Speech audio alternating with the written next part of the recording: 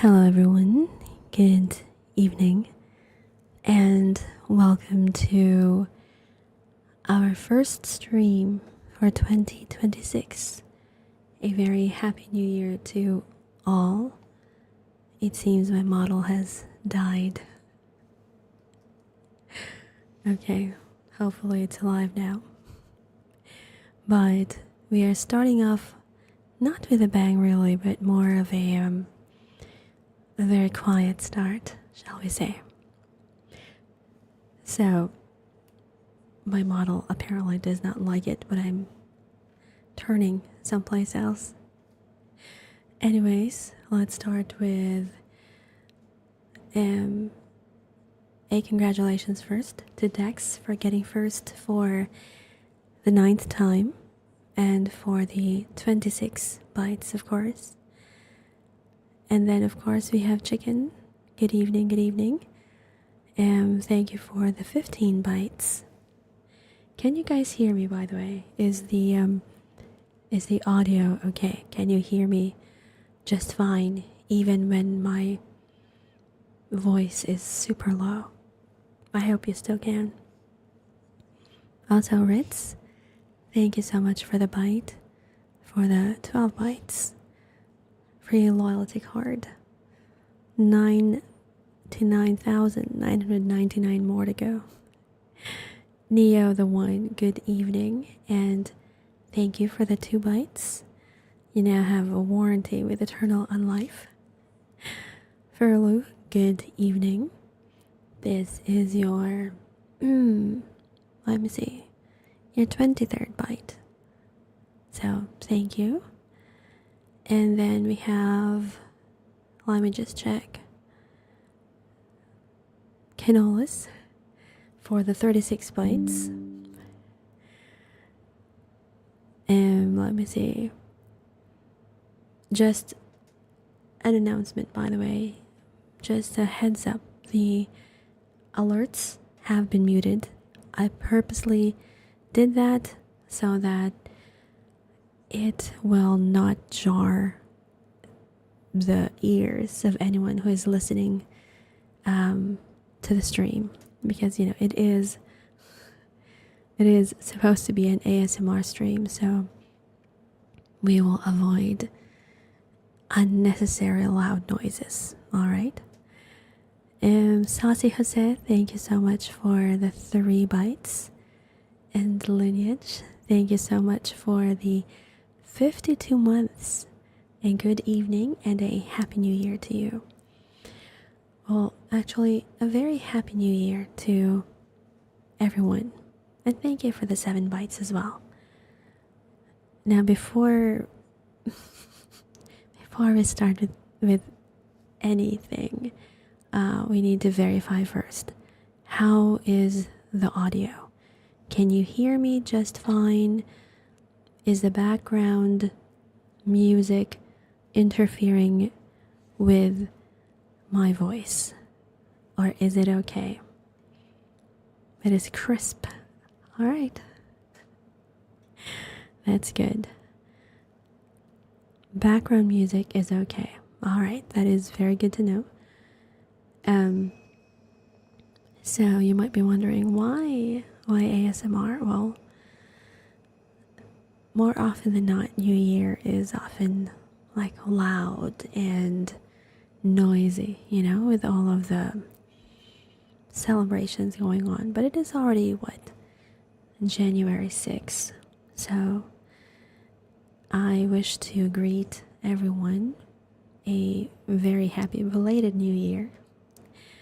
I do hope that your celebrations were happy, of course, and that you were able to spend it with your family, with your loved ones, with your friends, or whoever you wished to spend it with.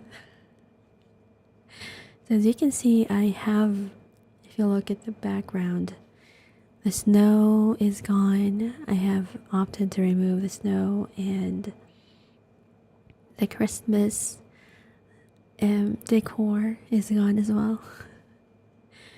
So we are going to be back to our vampire hall. But I have opted to retain the color of the outfit. If you are the type, the green fur is off as well, of course. I have also opted to remove that because, we're already past Christmas. So I have opted to remove that as well. So we are just red, white, and black, which is kind of the default colors actually of my model. So I have opted to continue with that as well. So what did I walk into? I think this is the Maybe you did walk into the wrong room, Dorian. You have to actually be quiet when you walk in here.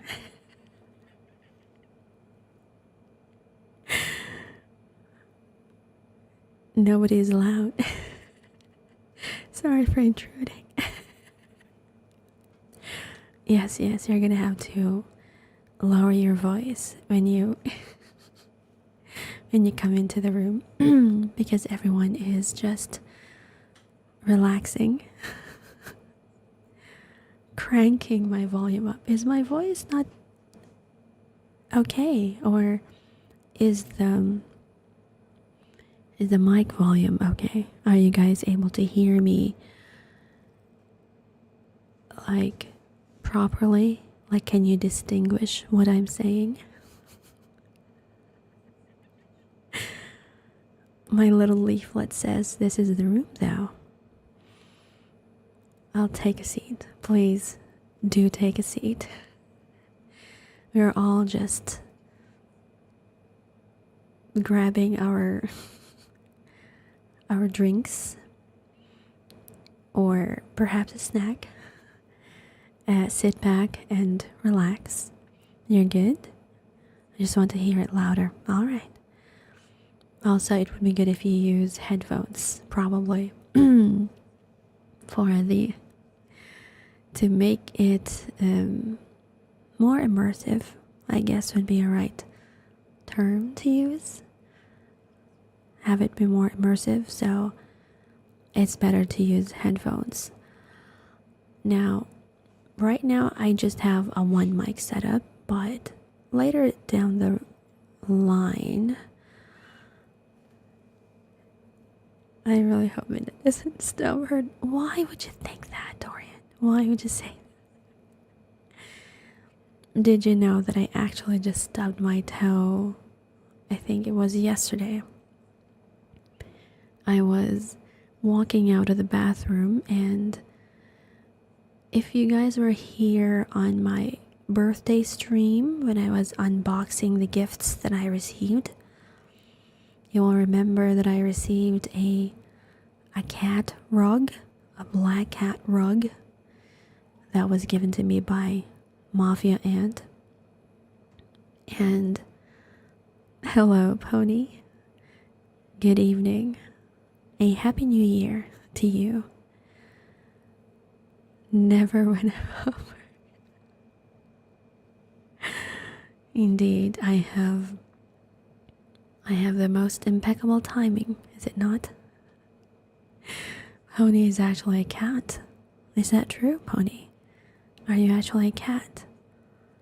You're gonna have to meow for us in order for us to believe that. Anyway, going back to what I was saying, it just so happened that some cleaners were in the room the other day, and the floor, they were mopping the floor, but the part under the rug where the black cat rug was at was actually still wet. So when I stepped out of the bathroom, my right foot slipped, and so I sort of did like a split sort of situation. And I stubbed my left big toe. And I had a little bit of a difficulty walking around the entire day, but it feels a little bit better now. And it doesn't hurt as much, but I am still unable to wear closed shoes because it will be, I'm a little hoarse. Perhaps you need to, what is the sound of the horse? A neigh? Maybe that's the right term. Maybe he should stop working. If he did, then he will no longer be able to afford stuff. Someone in chat wanted to switch places with that rug.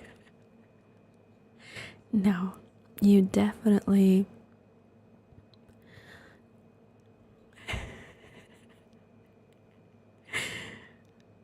I am not going to laugh out loud, okay? This is supposed to be a a quiet stream. So if I laugh, it's going to be the quiet kind, not the loud kind of laugh. But if anyone ever wanted to switch places with that rug, they will be in for a maybe not a rude surprise, but you know, they might get flattened. You know what gay horses eat? Hay. Is this a who gets to make Oneesama laugh sort of stream? Well, hopefully not.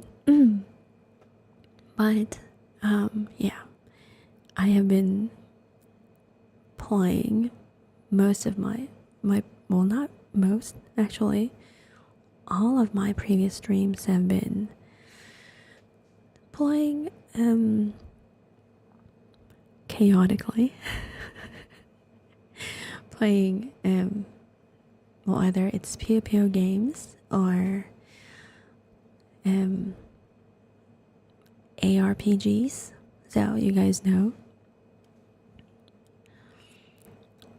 Can the rug switch places with nothing in particular, just become my possession? Then what would I be using for my bathroom? I need the rug to make sure that Oh, thank you, by the way, for the 15 bites. You want to switch places with the rug, Saucy? You want to get flattened, is that it? None of my business and or concern.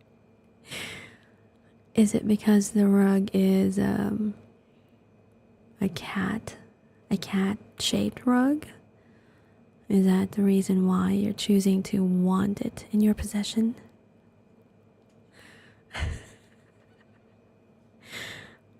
Is that a dream that you've always had, Sazia? Of being a rug? Or is it because of being stepped on, you know? I'd put it on the wall. I don't think it would stick to the wall though. It has a rubber matting underneath, so it's meant to be on the floor and not the wall. But then again, to each his own. Ever heard of a hammer and nail? I've never heard, well, maybe this will be my first time to hear of a rug being nailed to the wall. Especially when it's meant for feet and not for, I don't know, whatever it is that you would rub. That you would rub against the wall. What if I can walk on walls? Then you're not a horse, like you say. If you can walk on walls. I am afraid that you are a different species altogether, pony. Unlike the name that you are sporting right now.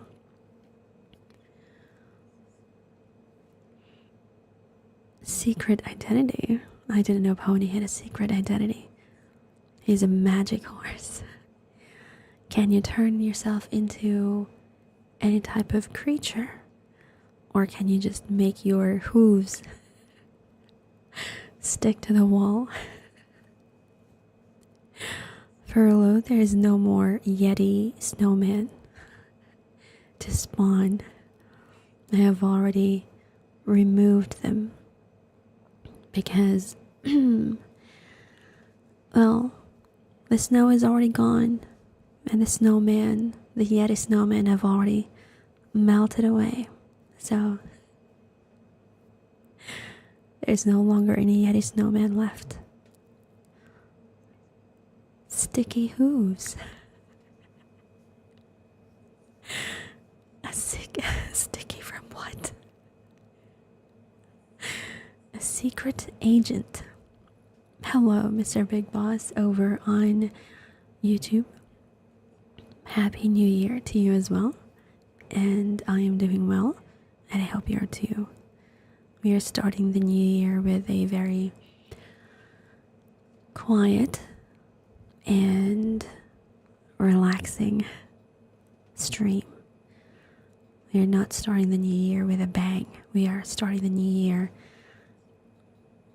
chill and relaxed. It snowed enough here that the whole of the National Railroad shut down. Wait, are you already back in your area? The one where you actually work? Or are you still back in your vacation area? Hello, Gecko. Good evening.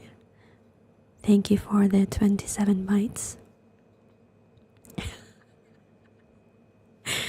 From all the brain matter, does that mean that you stepped on someone's head? I'm very scared to contemplate where all that brain matter came from, Pony. No bangs, Just fangs. I don't even know what that is supposed to mean. I have been since the second. Ah, okay. So you're back. I have been up all night. Why? Is it because of pain? Or is it because you were doing some stuff which kept you up all night? Not having a good day since yesterday's school is starting, I see. Well, I think a lot of us here have already graduated school and we are now in the world of work, but keep at it, Mr. Big Boss. I kicked someone in the skull for asking silly questions. Still sick from December. Well, I hope that you have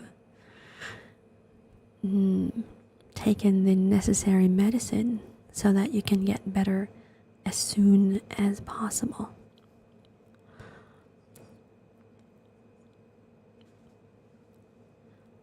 Only fangs. You said not starting the year off with a bang. I see.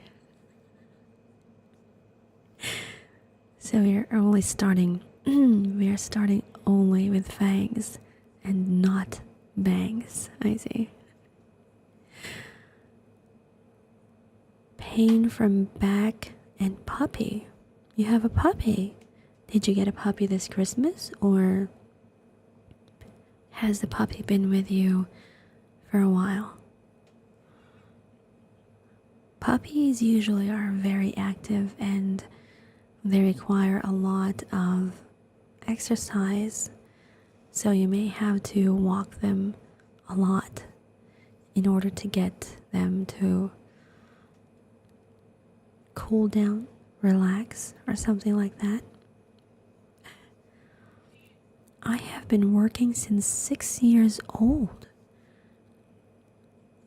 Now you've gotten me very curious, Gecko. How or what kind of work would you do at 6 years old? Hello, Ken. I'm not really a mommy. I'm more of an Oneesama, an older sister. A neighbor couldn't handle her, so mom said she would take her. Ah, so that's a new puppy.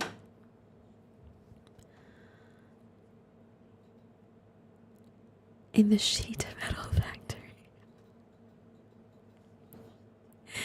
I think you have a very, how to say, I think you're thinking of which particular story was that? I think it was Oliver Twist, of the little boys working in the factory. Mowing lawn. Ah, at 6 years old. 2 weeks later, you're running the floor.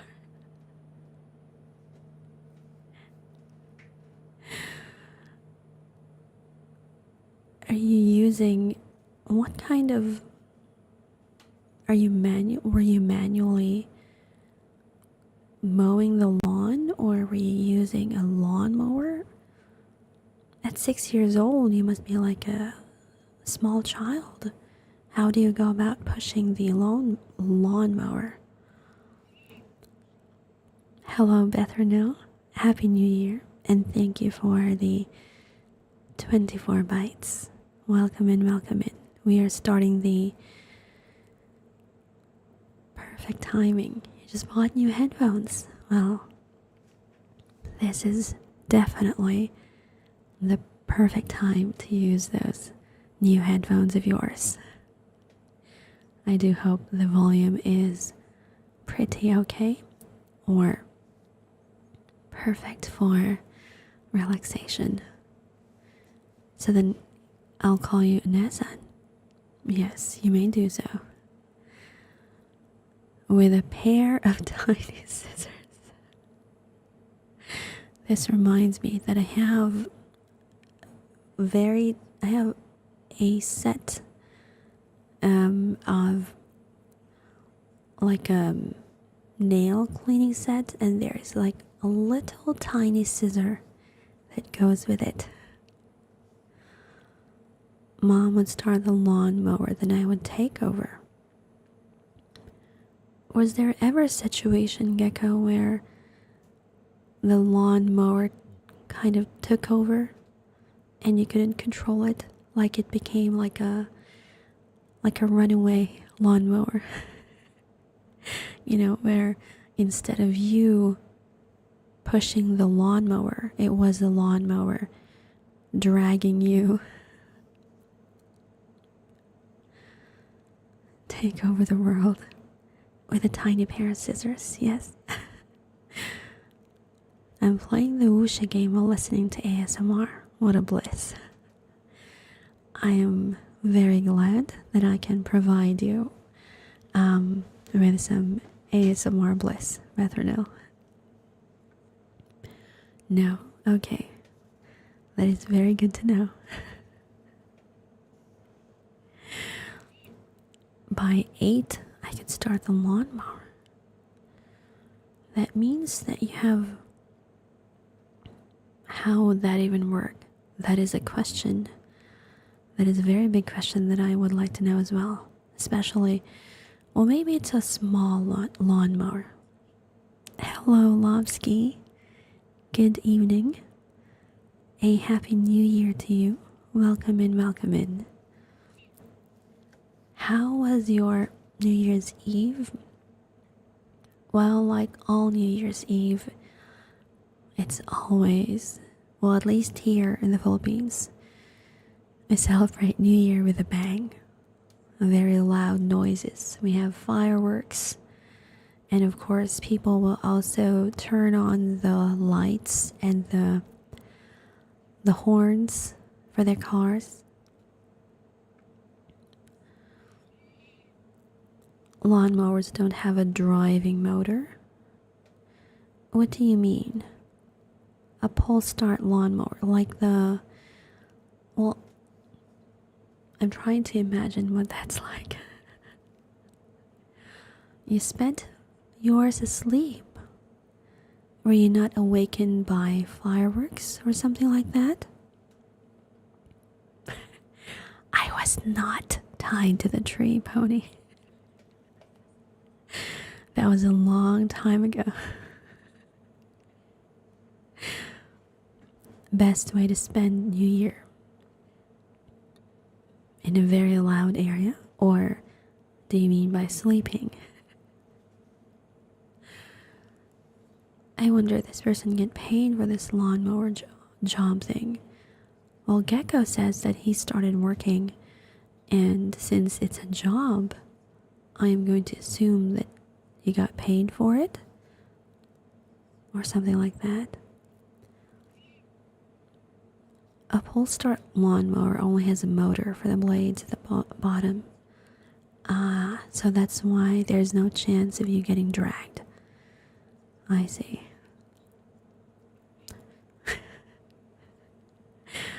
No, we did not have a lawn. Our house was small, and so there was no grass to cut, essentially. Kind of like the lawnmower in Dead Rising. I think I can already pretty much picture out the lawnmower you're talking about. Hello, Joms. Happy birthday to you as well. And of course, a belated Happy New Year. Thank you for the 27 bites. Welcome in, welcome in. So, I was thinking will get me nowhere. Where were you in Midnight's actual birthday? He actually answered that, Beth Renell. He was lurking, but he did it on purpose to not actually greet me on that day. He was there, but he chose to not say anything. He knew we would be looking for him.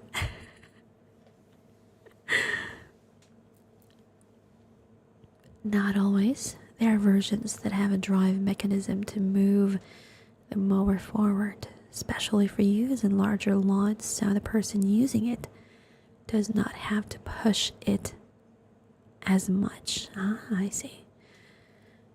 Well, we don't usually use lawn mowers here in the Philippines. We usually use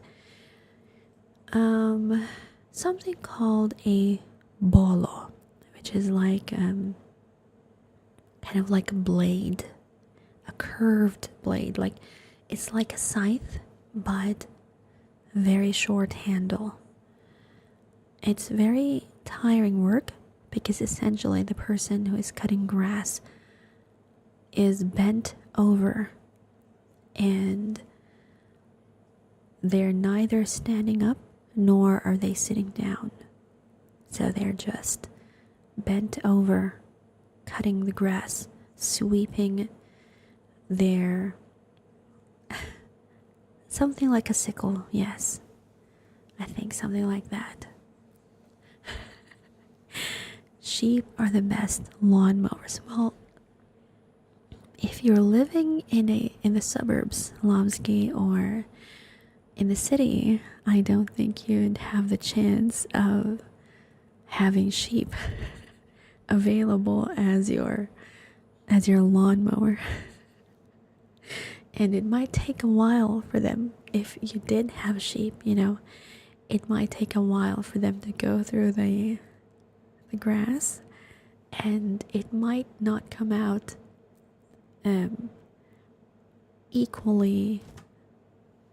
They will not be eating the same place, right? So there will be patches of grass that will be thin and others will be a little bit more thick, so it won't be uniform looking, I guess is the word I'm looking for.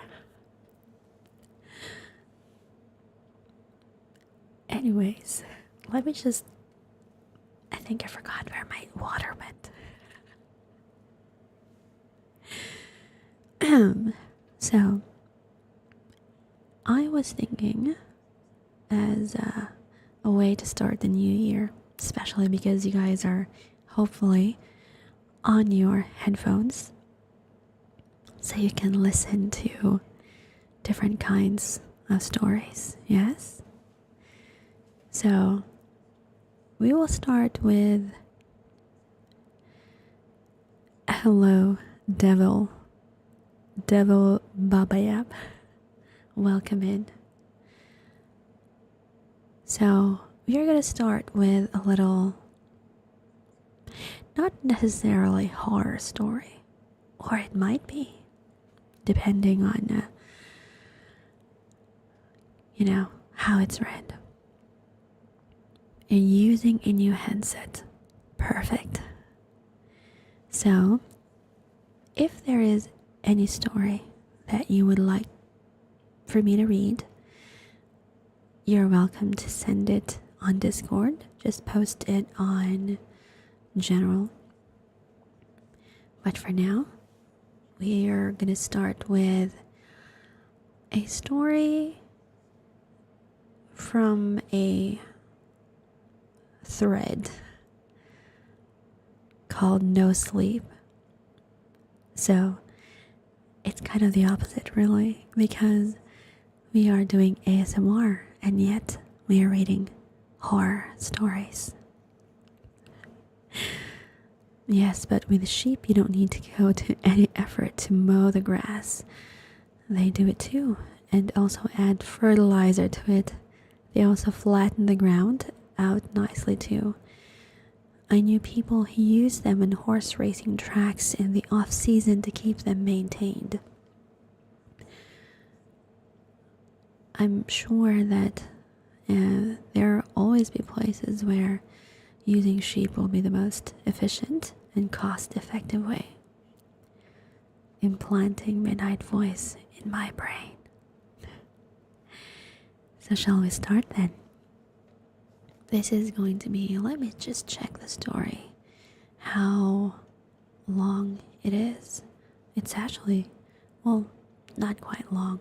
So if the story ends before, we can always find a different story or find another story that will be a bit more calming or relaxing and won't cause you to lose your sleep. But for now, we are going to start with a story. The title is not really but the title essentially is,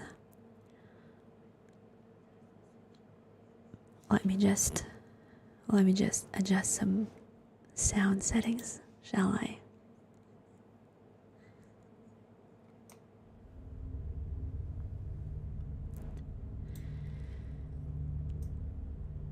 The title of the story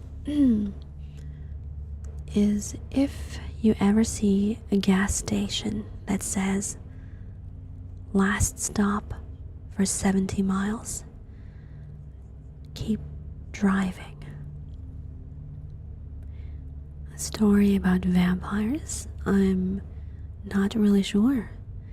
This will be my first time to read the story as well. Why are you still using that? Thank you for reminding me, Bethernil, that I have not yet changed my profile picture. I really should, yes. Okay. If you ever see a gas station that says last stop for 70 miles, keep driving. I was about 4 hours into a 6-hour drive when I realized I needed to stop. Not just for gas, but because I was falling asleep at the wheel. My eyes kept drifting shut for half a second at a time. That thing where you blink and suddenly you're 50 feet further down the road than you thought you were. I turned up the music and rolled down the window, but the cold air only helped for a few minutes. I needed caffeine. The highway was empty. I hadn't seen another car in at least 20 minutes. When I saw the glow of a gas station sign up ahead, I felt relieved. It was one of those old independent places, not a chain. The kind that looks like it hasn't been updated since the 80s. A single building with 2 pumps out front and a hand-painted sign that said, last stop for 70 miles. I pulled in and parked at the pump. The lot was empty, except for a beat-up truck parked around the side of the building. I figured it belonged to whoever was working the night shift. I got out, stretched my legs, and filled my tank. I paid at the pump and headed inside. I should have just gotten back in my car and left, but I needed that coffee, and I needed to use the bathroom. So I walked inside. The store was small. A few aisles of snacks and car supplies. A coffee station in the back corner with those glass pots that had probably been sitting in the burner for hours. a cooler full of sodas and energy drinks along the back wall. The lights were that harsh fluorescent kind that made everything look slightly off. The attendant was behind the counter. He was maybe 50, with thinning gray hair and a face that looked like it hadn't slept in days. He had the TV on, some late night infomercial with the sound turned low. He looked up when I walked in, and something in his expression changed just for a second, like he was surprised to see me or worried. "Evening," he said. "Hey, just grabbing a coffee." I walked to the back and poured myself a cup. It was burnt and bitter, but I didn't care. I just needed the caffeine to get me through the next 2 hours.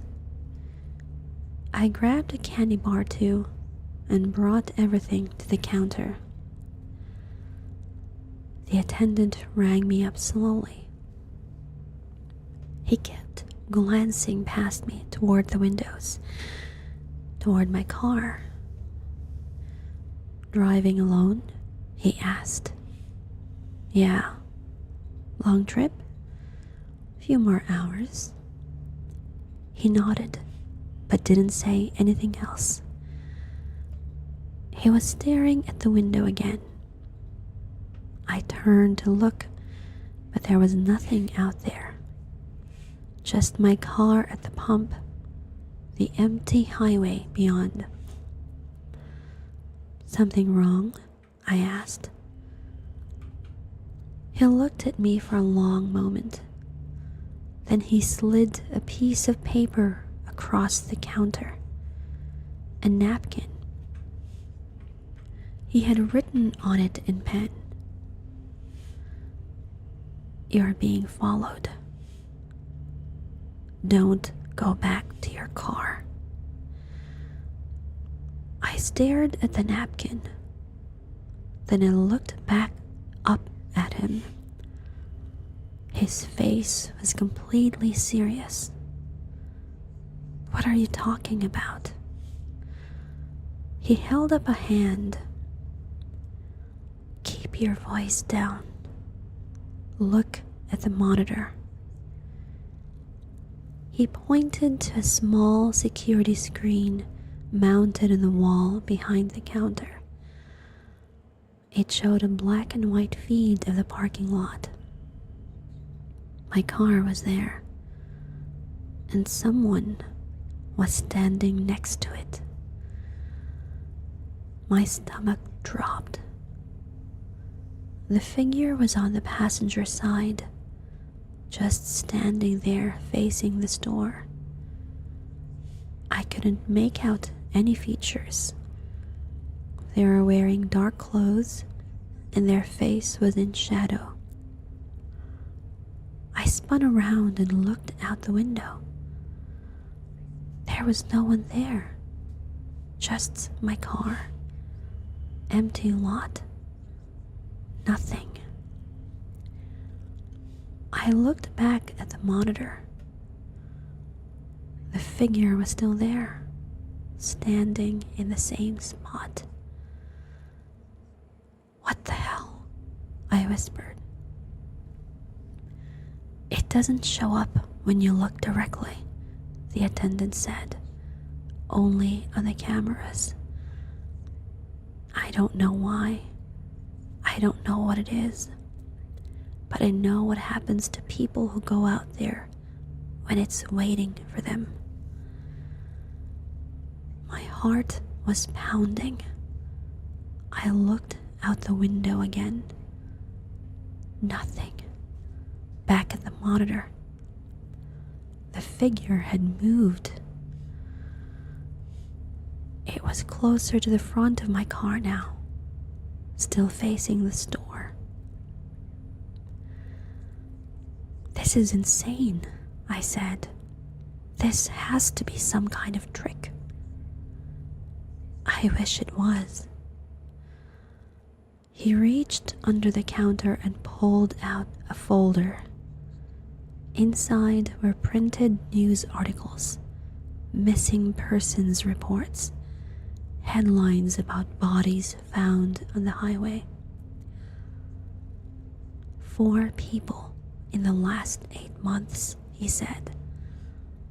All of them stopped here late at night. All of them went back to their cars, even after I warned them. They found them a few miles down the road. Cars stopped in the middle of the highway. Engines still running. Drivers still in their seats. Eyes open. No marks on them. Coroner said their hearts just stopped. I felt dizzy. This couldn't be real. I looked at the articles, the photos of the victims, a young woman, a middle-aged man, a couple in their 30s, real people, real deaths. Why haven't the police done anything? I asked. Done what? There's nothing to investigate. No signs of foul play. No witnesses. Just people dying on a lonely stretch of highway. Happens all the time. They chalk it up to fatigue or medical emergencies. I looked at the monitor again. The figure was even closer now, standing right in front of my car. How long does it stay? I asked. Until sunrise, usually. Sometimes longer. But if you stay inside, you're safe. It can't come in here. Why not? He shrugged. I don't know. I stopped asking questions like that months ago. I just know the rules. Stay inside when it's dark. Don't go out to the lot. Wait for daylight. I wanted to argue. I wanted to tell him he was crazy. But I couldn't explain the figure on the monitor. I couldn't explain why it wasn't there when I looked with my own eyes. Okay, I said. I'll wait. He looked relieved. Good. Smart. You can sit in the back if you want. There's a couch. I've got some magazines. It's only about 4 hours until sunrise. He walked to the front door and locked it. The click of the deadbolt was loud in the quiet store. Just in case, he said. Sometimes people panic and try to run. This way, you won't do anything stupid. Something about the way he said it made me uncomfortable, but I told myself he was just being cautious. He was trying to help. I sat down on a stool near the counter. The attendant went back to watching his infomercial. Every few minutes, I would look at the monitor. The figure was always there. Sometimes in a different position, sometimes closer to the building, but always there. After about an hour, I asked if I could use the bathroom. He pointed to a door near the back of the store. Right through there. I got up and walked toward it. As I passed the counter, I glanced at the security monitor again. Something was different. It took me a second to realize what it was. The timestamp. The footage showed 11:47 p.m., but it was after 3 a.m. now. I had checked my phone when I first came inside. It was definitely past 2. I stopped walking. I looked at the monitor more carefully. The footage wasn't live. It was a loop. The same few minutes playing over and over. My blood went cold. I looked out the window at my car. Really looked this time. There was no one out there. There had never been anyone out there. I kept my voice calm. Hey, what time does the camera say? He didn't answer for a second. When I turned around, he was standing right behind me. You should use the bathroom, he said. Okay, one moment.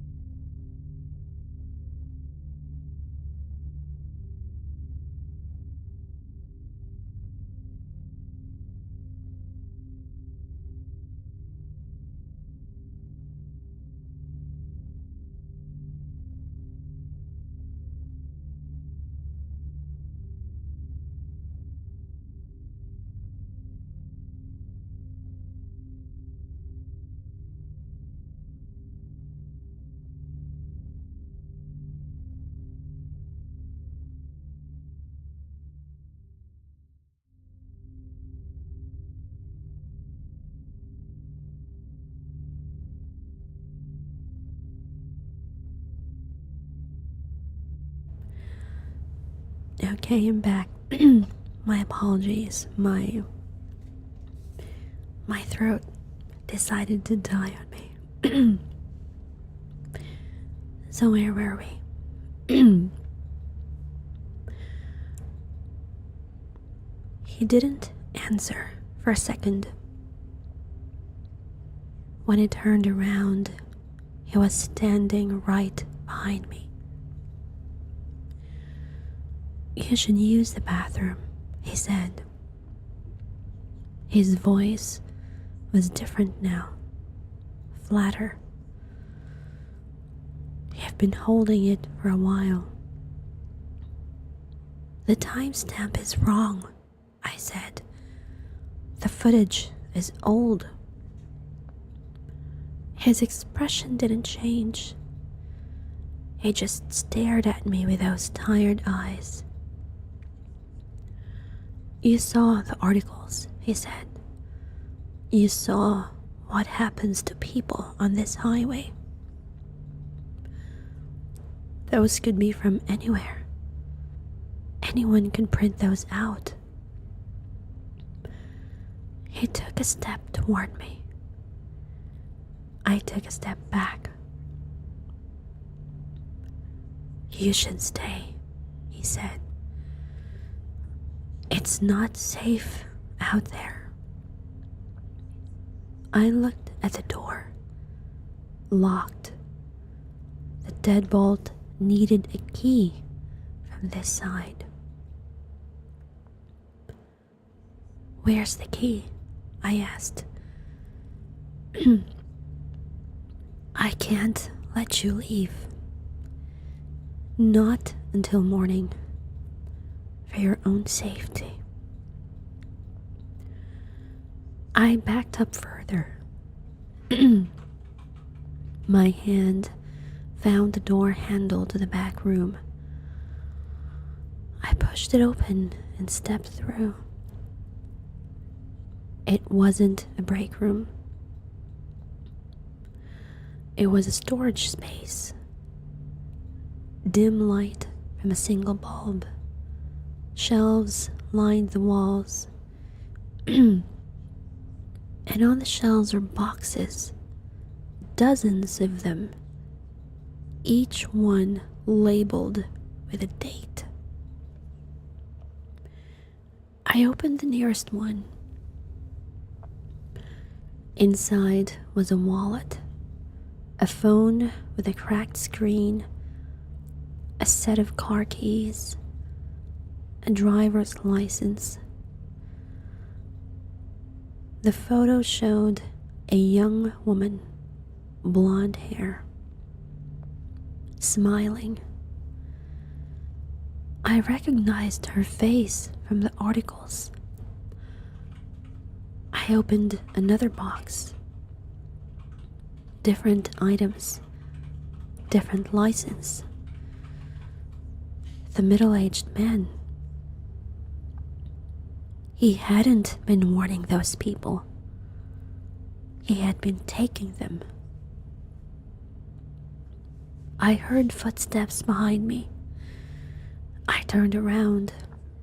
He was standing in the doorway, blocking the exit. "They always figure it out," he said. "But by then it's too late. No cell signal out here. Nearest town is 40 miles. No one to hear you scream." He was holding something, a length of cord. I backed into the shelves. My hand closed around something heavy. A wrench, old and rusted, but solid. "You don't want to do this," he said. "It'll be easier if you just cooperate." He stepped forward. I swung. The wrench connected with the side of his head. He staggered sideways and hit the wall. I didn't wait to see if he went down. I ran past him through the doorway into the main store.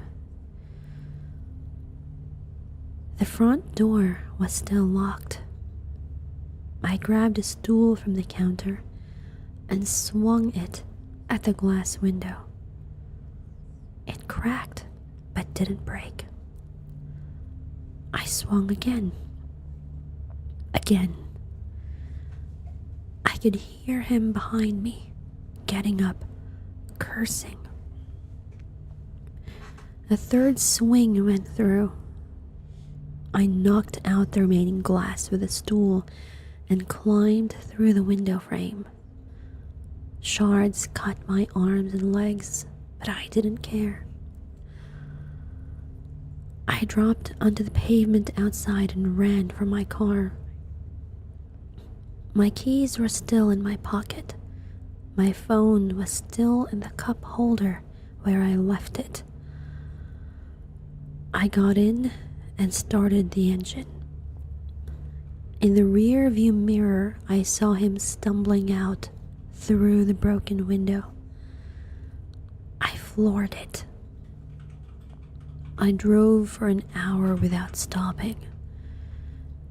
When I finally pulled over at a rest stop, my hands were shaking so badly I can barely hold my phone. I'm sitting in my car now, doors locked, engine running.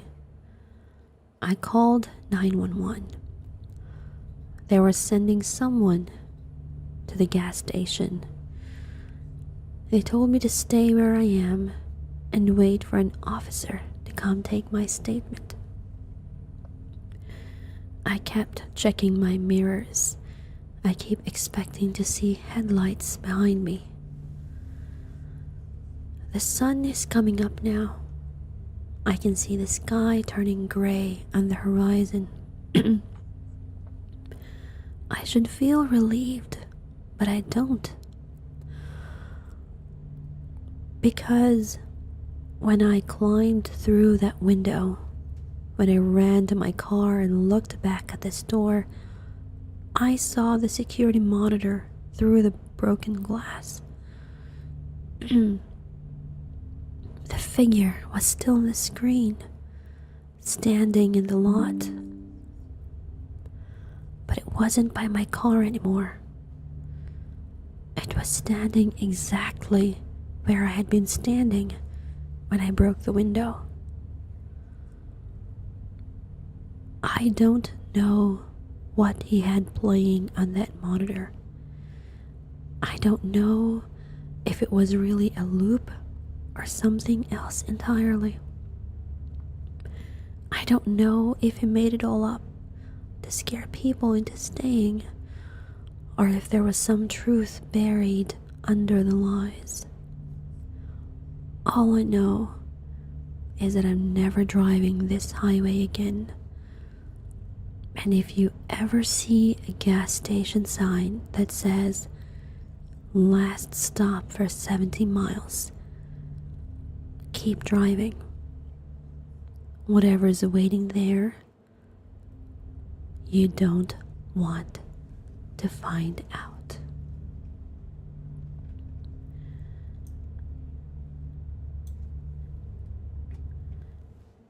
And that, ladies and gentlemen, ends our first story for this evening.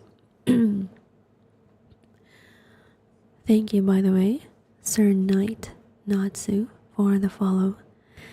Welcome in, and thank you for the bite as well. A happy new year to you. So what did you guys think of the first story? I just reinstalled Twitch. Was there no sound over on YouTube? Well, this was a surprisingly happy ending. I was actually glad as well that somehow our main character made it out alive.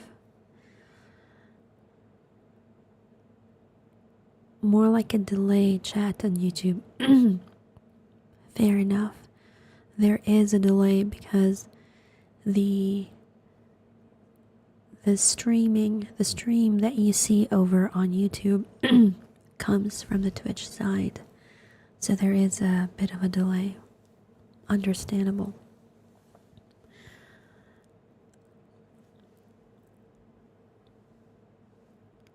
I tried to time it with my hunt. I'm still fighting it, I see. For those who do travel, who drive their own cars, have you ever had a situation where you had to stop somewhere in the middle of nowhere and find yourself not necessarily in a scary situation, but in a situation that you were certainly out of your, shall we say, comfort zone? As someone who drives, here in my country, No. I see. Here in the Philippines, how to say, the cities are usually near each other. It's not, it doesn't take as long to drive between, how to say, rest areas. Thank God I don't drive.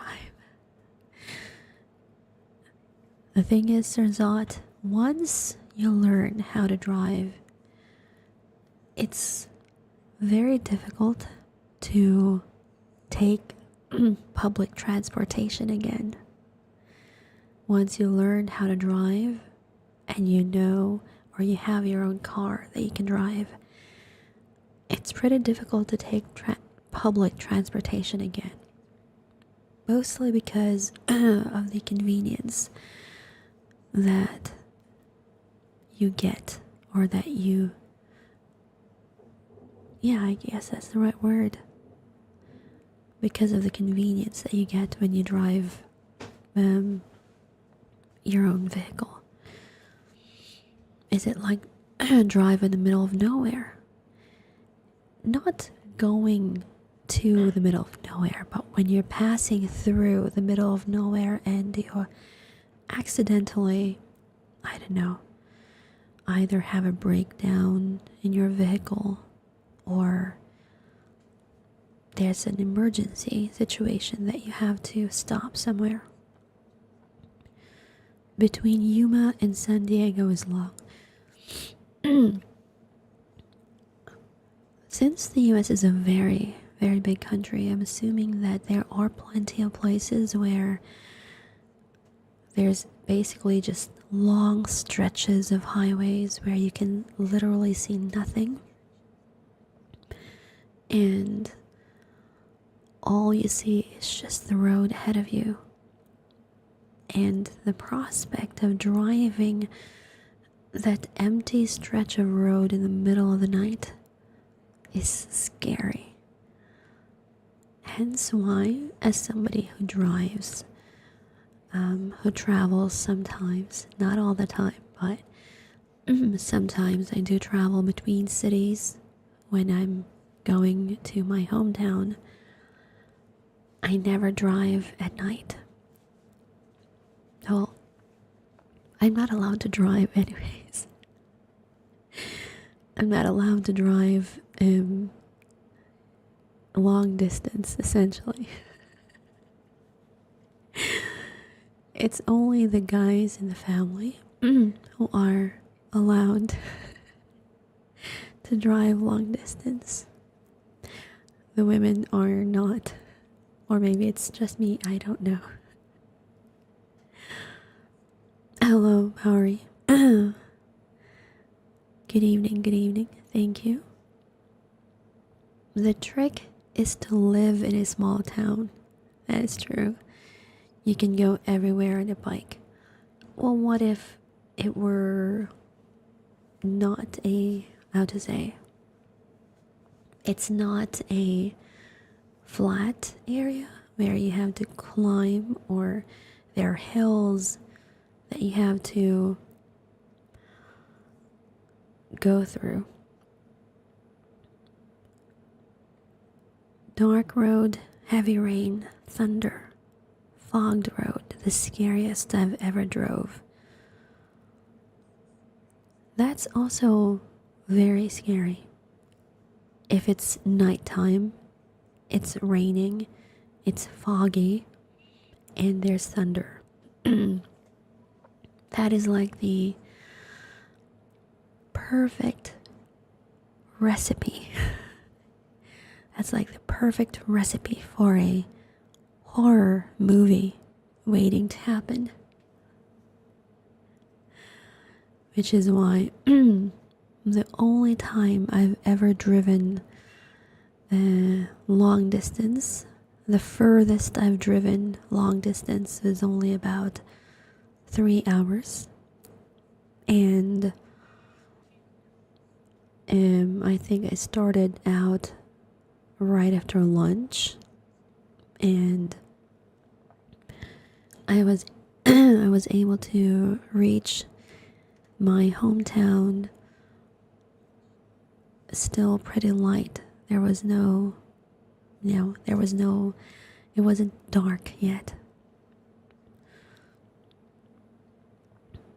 Don't let the ancient vampire drive. You don't know when she'll fall asleep. Actually, Sarzat, when I'm driving, I am usually quite awake. Mostly because experience has taught me that, well, not experience, but more like I'm always hyper aware of my surroundings when I'm driving. When driving long distance, but sometimes when driving within the city and you are driving a very familiar route, sometimes, and I recommend that you guys not do this, okay? Sometimes I sort of drift. Not the car, but rather my mind drifts. I start thinking of other things, and my focus on the road starts to drift away. Mostly because it's sort of muscle memory, I guess is the term that I can use, because of the roads being very familiar to me already. So I don't focus on the road as much, and that is a very dangerous thing to do. So for those who are still learning how to drive, try to avoid that, okay? Once my grandpa drove me in a similar climate except for the fog. I swear that David didn't crash by pure luck. Oh, then you should have more faith in your grandpa, Sarzat. If he managed to bring you to your destination in one piece, you know. There was a video, the call of a 911 that something happened to the guy when he was driving a back road in either Tennessee or Kentucky. You can hear him say that's not human to the 911 operator. Hence why I would recommend to anyone, planning to travel anywhere, do not drive at night. It doesn't matter if you're going through a busy area, a busy city, or you're driving through the back roads or an empty stretch of highway. Do not drive at night to avoid any possible situation like the one we saw the one we heard just now. I was shaking the whole journey. I live in Southeast Asia, and some of the roads are just trees on the side with no road lights. Those dark trees sometimes just make me shiver. Quite understandable. More often than not, we have roads that cut through mountains and forests, and you don't see anything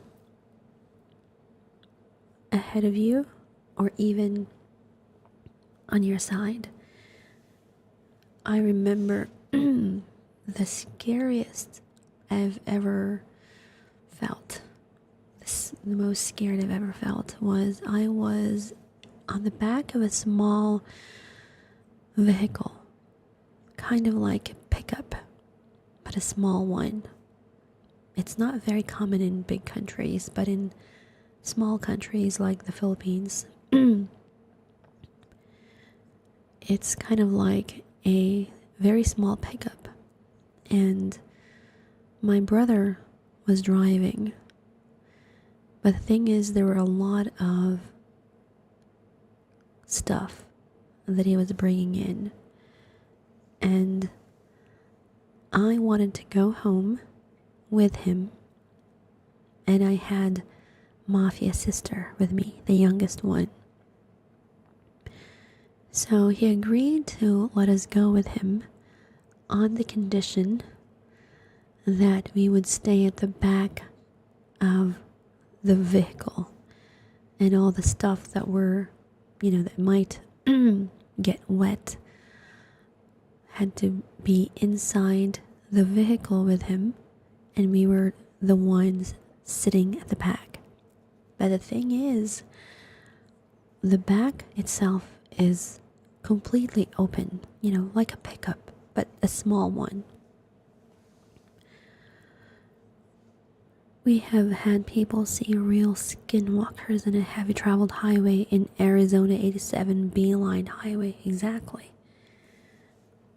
So it doesn't really matter whether it's the back roads or the highways or the city streets. As much as possible, do not travel at night. So Mafia Sis and I were sitting in the back of this very small pickup-like vehicle, and we were traveling at night. Or we started traveling like late afternoon, and it started to get dark already. And Mafia Bro was also quite sleepy. So he was driving slowly because he kept falling asleep. And he was smoking cigarette after cigarette to keep himself awake, essentially. And Mafia Sis and I were at the back.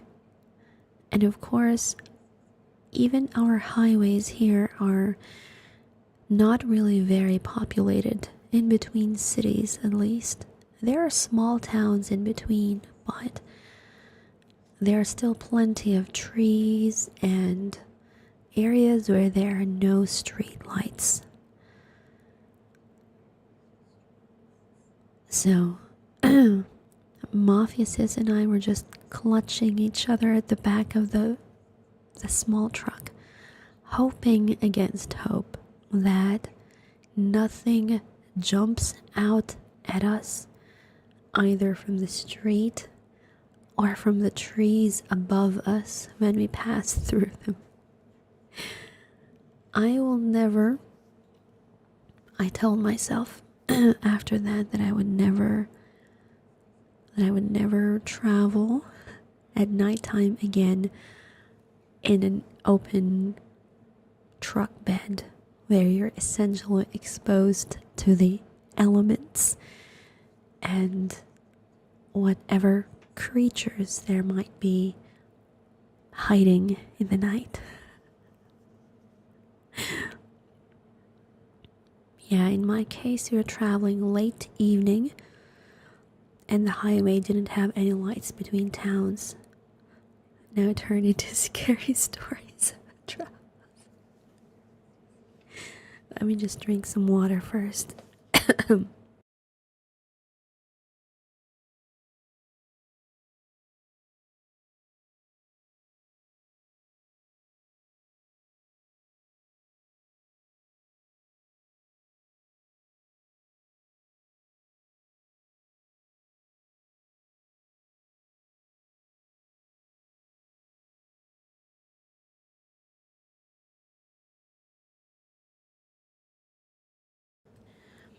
Okay, I have drank water, some fluid down my throat so that it doesn't start scratching.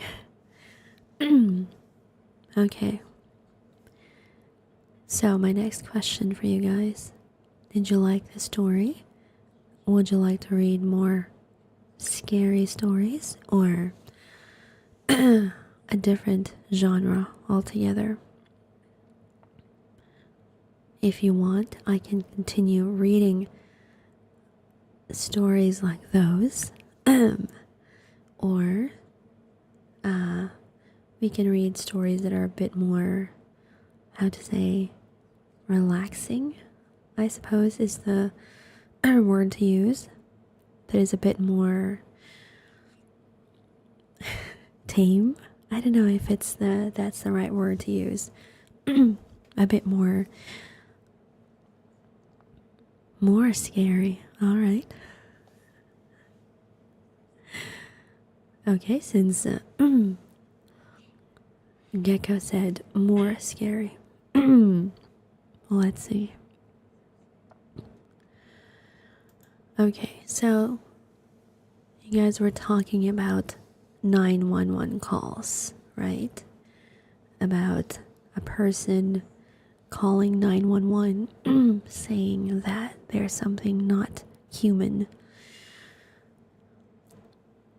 This next story involves a 911 call. But this 911 call, the title is I responded to a 911 call from my own house. So the 911 call is not from some scary place out in the middle of nowhere. It's not from some place that they don't know, an unknown place, but from their own house. So let's start. Wait, before I do that.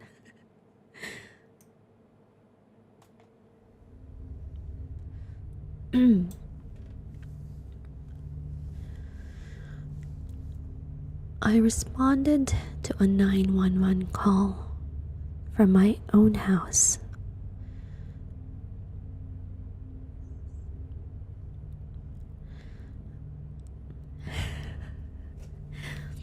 Are you talking about me or like the story itself?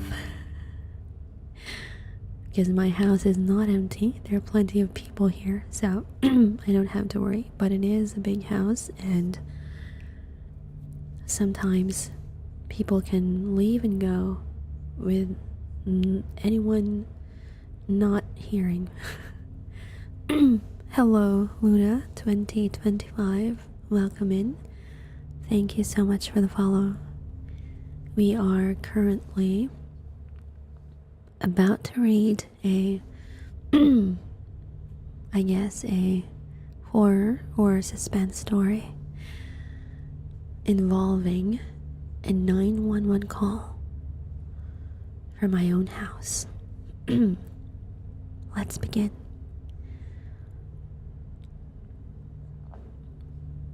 That's true, Gecko. I'm a police officer, and I work nights. Thank you, Luna. Thank you. Anyone who works overnights knows how the weeks start to bleed together. You stop counting days and start measuring time by how tired you feel when the sun comes up. That week had been especially long. Short staffing, back-to-back calls, the kind of nights where you're already exhausted before your shift even ends. It was just after 2 in the morning when dispatch cut in and asked if there were any units close by who could respond to a distress call. Reminds me of vampires from Castlevania. Well, funny you should say that, because I am a vampire. Hello, everyone. Julia Drowsy, thank you so much for the raid. Welcome in, everyone. I'm sorry if there are no notifications. They are muted at the moment because we are doing ASMR reading. Thank you so much for the raid, Julia, and welcome in, everyone. Frosty Boo, thank you so much for the follow. Yusuke, thank you for the follow. Zin Sync, not sure how to pronounce it, but thank you so much for the follow. Welcome in. Thank you for the follow, Julia. It's okay. We were just about to start the story, actually. Welcome in, everyone. We were just reading a somewhat scary horror story or suspense story. So I'm assuming that you were doing ASMR as well. So thank you so much for the raid, and if you need to do any after stream care, feel free to do so. And again, thank you so much for the follow and for the raid. So, for those who just came in, welcome everyone. I am Sister Midnight. I am a vampire VTuber, and right now we are currently reading some scary stories that are meant to I don't know whether it's to make you relax or not make you sleep at all. Either way, I hope you enjoy your stay here. Thank you, Julia. Let's continue, shall we? It was just after 2 in the morning when dispatch cut in and asked if there were any units close by who could respond to a distress call. Not a domestic, not a medical, just a distress call. The dispatcher's voice was calm but careful, like she was choosing each word before saying it. She read off the address. I waited for her to finish, thinking there had to be more to it. There wasn't. For a second, I honestly thought I'd misheard her. I'd been running in fumes all week, and your brain starts playing tricks on you when you're that tired. I keyed up and asked her to repeat the address. She did. It was my house. I wasn't the closest unit in the area, but I told dispatch I'd respond anyway. There was a brief pause on the line, like she was about to ask if I was sure. Then she cleared me and advised another unit was en route as well. I remember sitting there for a second, engine idling, trying to talk myself out of what I just heard. I live alone. No wife, no kids, no roommates. I'm the only one with a key. The only one with a code. I don't rent out rooms. I don't have family stopping by unannounced. There was no one who should have been inside my house. I told myself it had to be a mistake, a misrouted call, a glitch in the system, anything but the obvious conclusion my brain kept circling back to. Because if the call really came from my address, then someone had been inside my house while I was on shift. And that thought sat heavy in my chest as I put the car in drive and started heading home. I told dispatch I'd be first on scene. I didn't wait for the other unit. I should have. I knew that even as I pulled onto my street. But this wasn't just another call. This was my address, my house. I needed to know what was going on, and I needed to know it now. The street was quiet. No lights on in any of the neighboring houses. No movement. Nothing out of place. My place looked exactly how I'd left it. I parked a few houses down out of habit, killed the lights, and walked up slow. I could hear my own boots in the pavement, louder than they should have been. I approached the front door and tried the handle. Locked.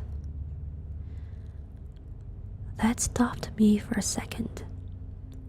Not because it was unusual, but because it wasn't. I always lock my door. But standing there in uniform, responding to a call from my own house, it suddenly felt wrong. I keyed my mic and advised dispatch I was unseen. Then I reached into my pocket and pulled out my keys. There was something deeply unsettling about having to unlock a door I was responding to, about treating my home like a call I didn't belong at. The place I was supposed to feel safest now felt unfamiliar. I unlocked the door, took a breath, and stepped inside. I flipped on the lights, already bracing for something to be wrong. Nothing was. The furniture hadn't been moved. Nothing was knocked over. No drawers open. No doors ajar. No signs of forced entry anywhere in the house. Every room looked exactly the way I'd left it. The place felt oddly perfect, like it had been reset, like someone had made sure there was nothing for me to find. I cleared the rest of the house anyway. Closet doors, bathroom, spare room. Still nothing.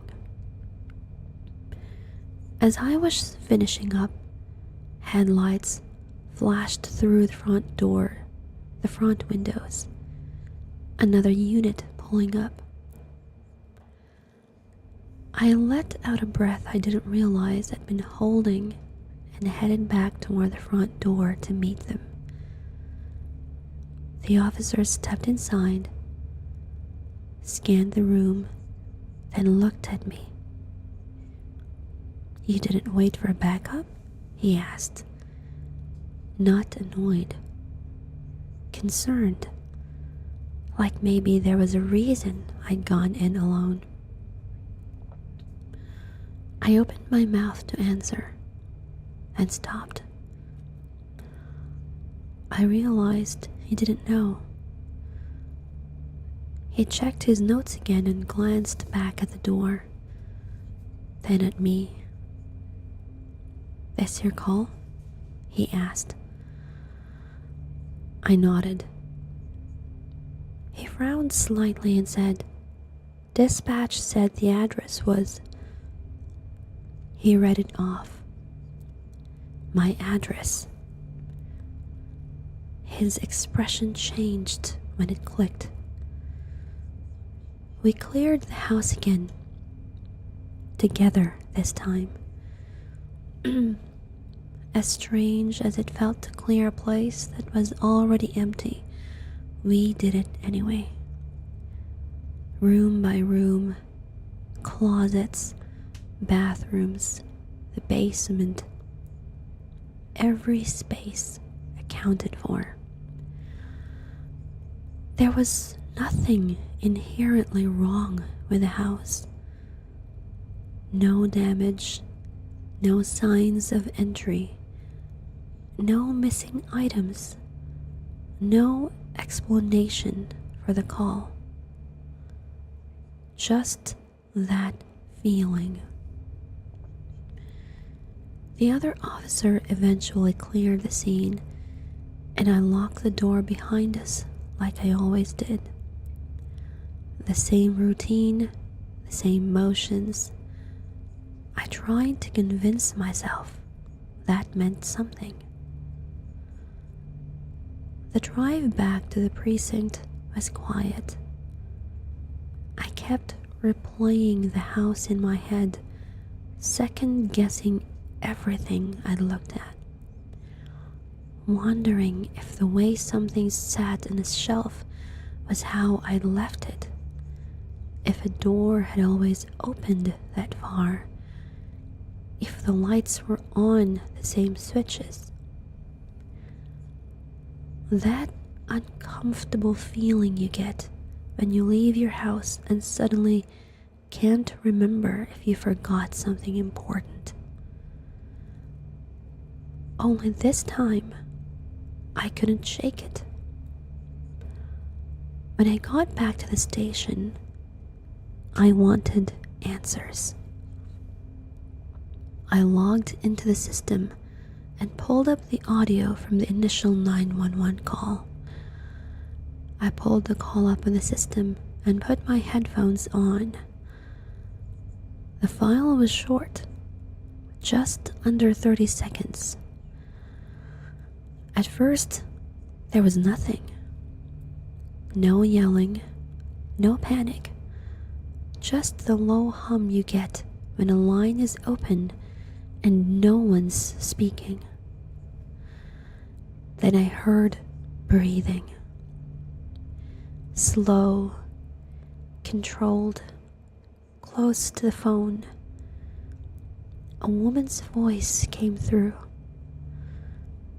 barely above a whisper. "I don't have much time," she said. There was a pause,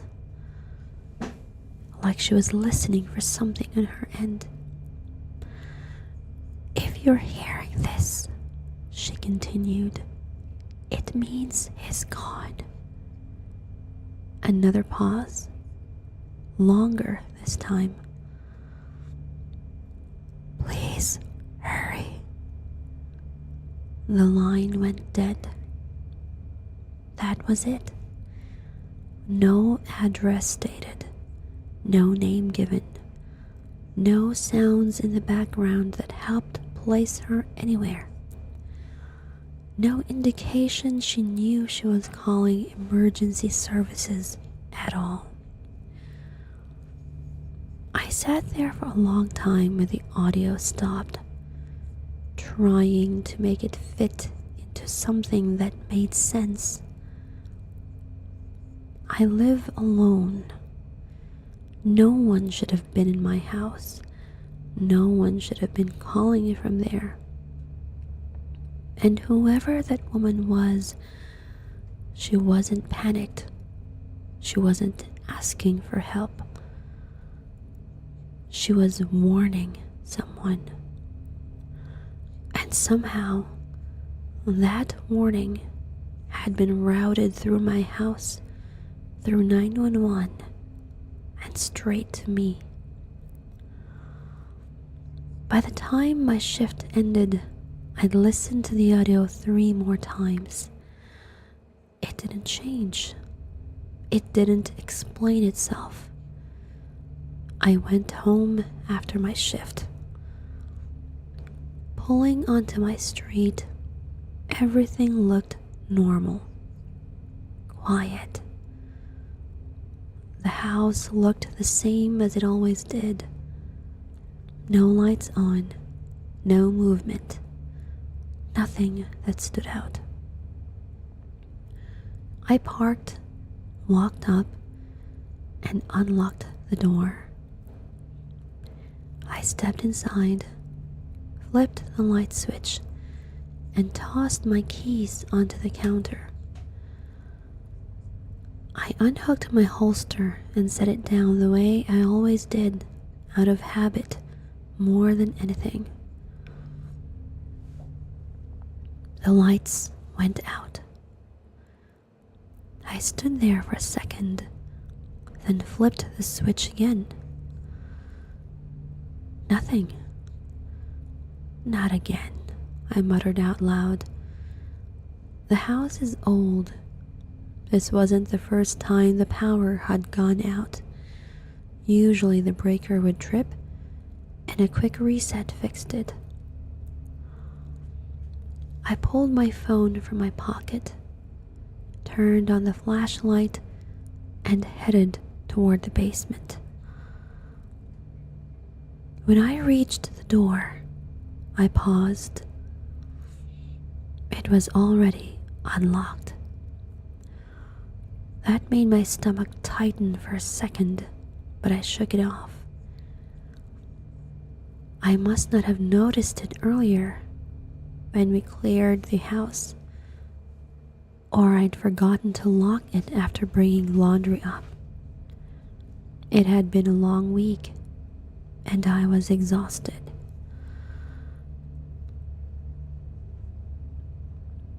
I opened the door and headed down the steps, the beam of my flashlight bouncing off the walls as I went. The breaker box was at the bottom of the stairs. I opened it. Something slipped loose and fluttered to the floor. I stared at it for a second before bending down and picking it up. It was a piece of paper. I shined the light over it and felt my chest tighten as I read the single line written across it. I needed you to hear the call.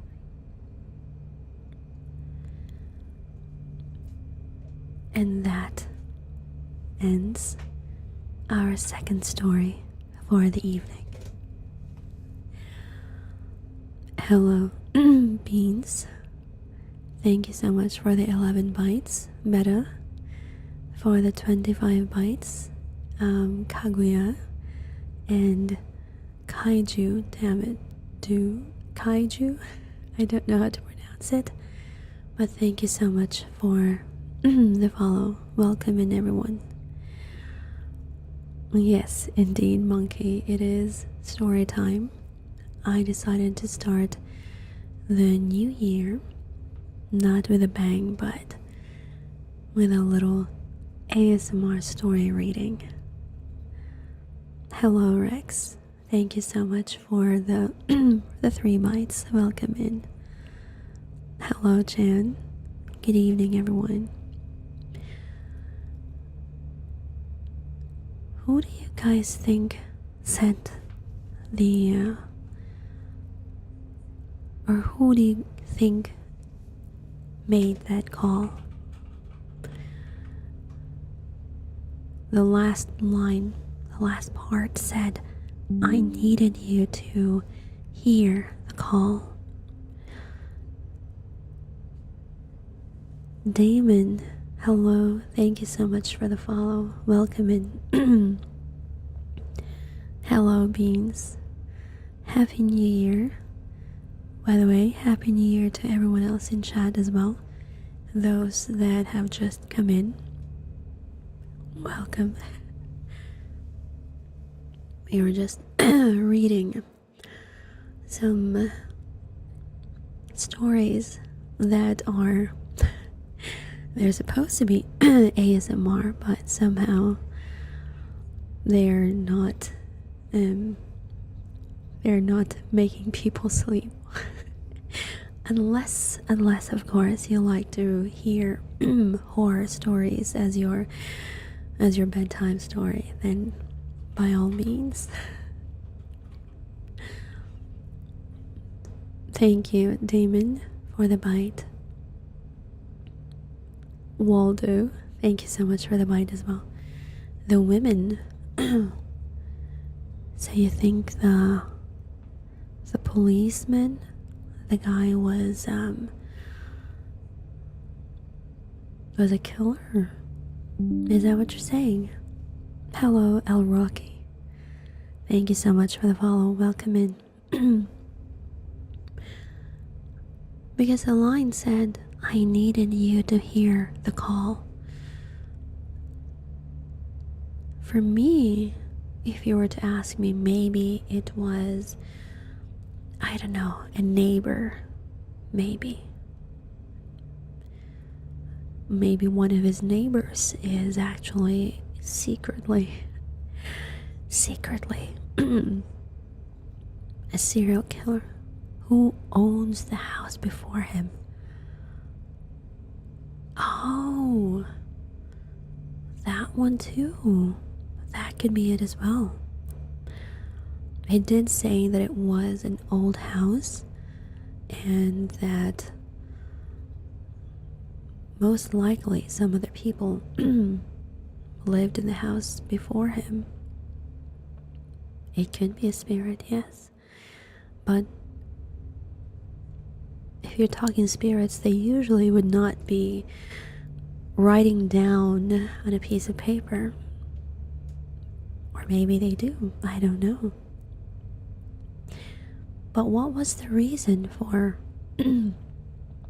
her wanting him to hear the call? For him to investigate the story of the house? Find out who the previous owners were? Maybe that could be it. Because he lives alone, and they've already confirmed, the other officer also confirmed that there was nobody else inside the house. They've already checked every single room, and he was not hiding anything, unless of course he had some secret room that was not visible to the naked eye and was not found when they were going through the entire house. I mean, you never know, right? Hello, series. Your streak is gone. My apologies for that. But thank you for the 23 bites. They can call was the only way to get him to hear her. So that means that the woman was either, well, at least the voice, the woman who called, is either a spirit or somebody who is actually at the house. But is hidden there. That could be it, right? Like there might be, you never know, horror stories. Something like that. Some horror stories. I just got here. Well, welcome in. Yes, indeed, we have gotten through 2 stories. The first one being a person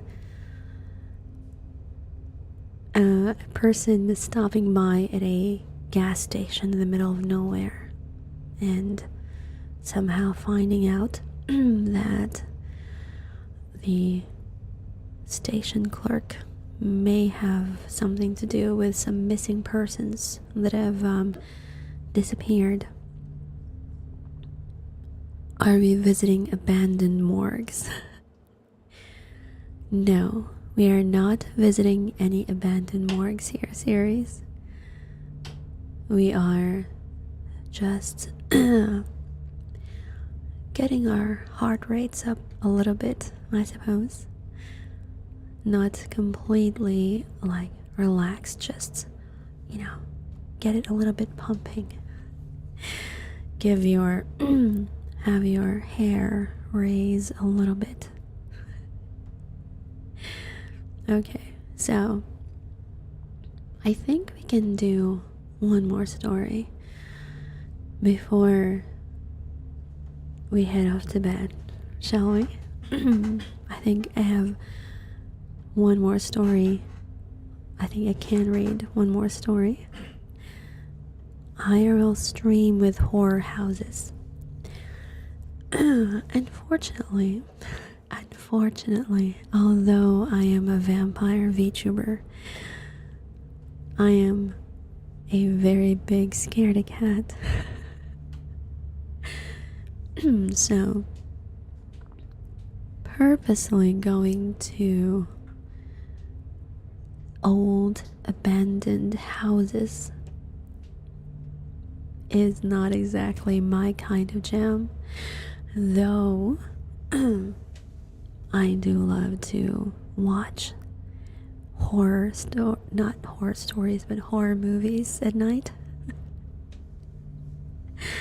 I don't know why. I like watching horror movies, even when I know that I am most likely gonna be suffering. I'm most likely gonna be suffering from watching the horror movie. Note that you can't see their faces. If you do see them, it's blurred from your vision. Sadly, those won't really stand my hair anymore since I'm used to them. Saw them before. Oh. Well, I hope that I don't get to see those kinds of things. Because I do remember not being able to sleep in my own room with the lights off for about a week after I watched a horror movie.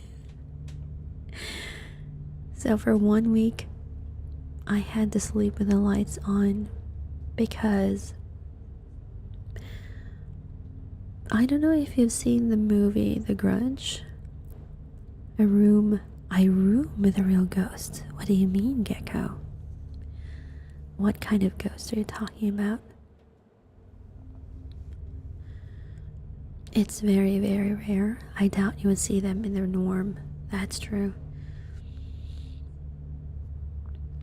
It usually requires, or it usually takes people who are, shall we say, sensitive to the paranormal to be able to detect them, So, the house we live in now is haunted. How do you live with that kind of situation, knowing that the house is haunted? We had one that sticks to an old TV, but if you mess with the TV, it would throw stuff at you or mess with you. I haven't been in a house where, I encountered a lot of paranormal activities, though my Mafia Queen and Mafia Sis has said, hello Tentacion 1097, thank you so much for the follow. Welcome in, welcome in. With Mafia Sis, she told Mafia Queen about that one time she was asleep and she was in her bed. But when you're you know that feeling like when you're on the bed and somebody sits on the side of the foam and you can feel the foam dipping because of the weight of the person sitting on the bed. So that one time it was dark and she felt the dip in the bed. So she thought that somebody was sitting on her bed, but she was too scared to look. So she basically just hid under the blankets. But it took a while for that feeling to go away. You know, that feeling that somebody was sitting on your bed and it was holding down the bed sheets. So she couldn't pull the bed sheets because somebody was sitting on the bed. That was her experience with, the paranormal in this house, by the way. And with Mafia Queen, she was downstairs in the living room area, and I don't know what she was doing, essentially. But you know that feeling when you see like a movement in the corner of your eye where you think that someone might be there? General Gremlin, hello, thank you so much for the follow. Welcome in, welcome in. So, Mafia Queen was downstairs and she saw a movement at the corner of her eye, and she turned to look at the staircase where she saw the movement was from, and saw a pair of feet climbing up the stairs, and it was barefoot. It was wearing black pants and it was barefoot, essentially. So of course she was concerned because there was nobody at the house, or the other people were in the kitchen, not going upstairs. So she hurriedly went up the stairs to find out who the person was, only to find out that there was nobody there. When she climbed up to check the rooms, so there are essentially 1, 2, 3, 4, 5, 6 rooms. 5 rooms on the second floor and 1 room on the 3rd floor. Most of them won't really hurt you unless they kind of, die in a worse way with lots of regret or emotion exceeding the norms. I see. Getting near them will kind of suffocate you because you will feel them. That is certainly something that I do not want to feel. I frequently hear bare feet walking around outside of my basement room. This is the second house that we lived in that is haunted. I think that is one of the downsides of living in a house that has been previously owned by somebody else, instead of a newly built house.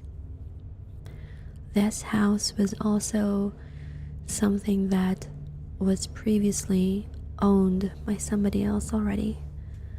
So we did not build this house when we bought this. It was already like this, although we made some renovations. But yeah, I think, sometimes you don't know the history of the house that you move into, and that history will stay with you.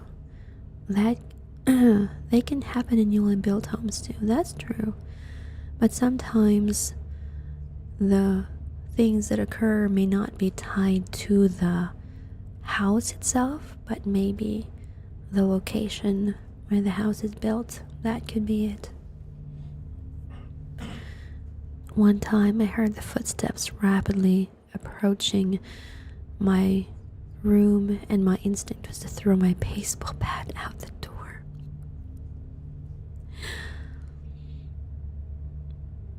But land, yes, the land in which the house was built on may be the one where, hello, Nawakillo. Welcome in, welcome in. Thank you so much for the follow. Okay, so it is 10:38 p.m. I think we can do one more story. So my question is, for you guys, would you like to hear another scary story, or will it be something a bit more relaxing? Something that will help you relax, maybe? That is a question that I am posting to everyone in chat.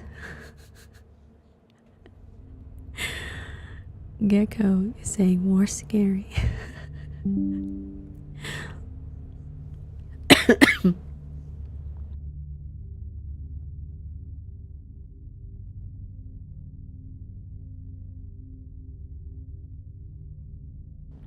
Hello, Hikari Fennec Fox. Welcome in, and thank you so much for the follow.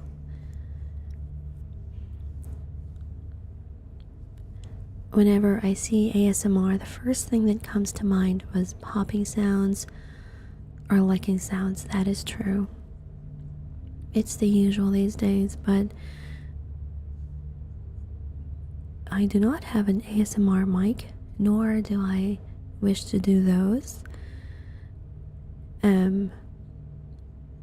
I prefer reading stories, whether it's relaxing ones or scary ones that apparently can make you feel relaxed as well. And most just put a pre-recorded audio, which is not pleasant to the ears, because you would know. Well, you can be quite assured, series, that I am very much human. Well, as human as I can be, considering I am a vampire. But it's late, but I'll go for scary. Very well. We will do one more story before we head off into the void. Let me see. I am going to find... okay, this one is a little bit long, actually. Okay. The title of the story... Hello, DJ Bacon Blade. Welcome in, welcome in. Thank you so much for the follow. You're just in time, because we are about to start reading our third story for the evening. You're not expecting an ASMR from you. Well, it's understandable, because you have not been here long, but I did. Before I had a live 2D model, I had a 3D model, and I did an ASMR stream as well.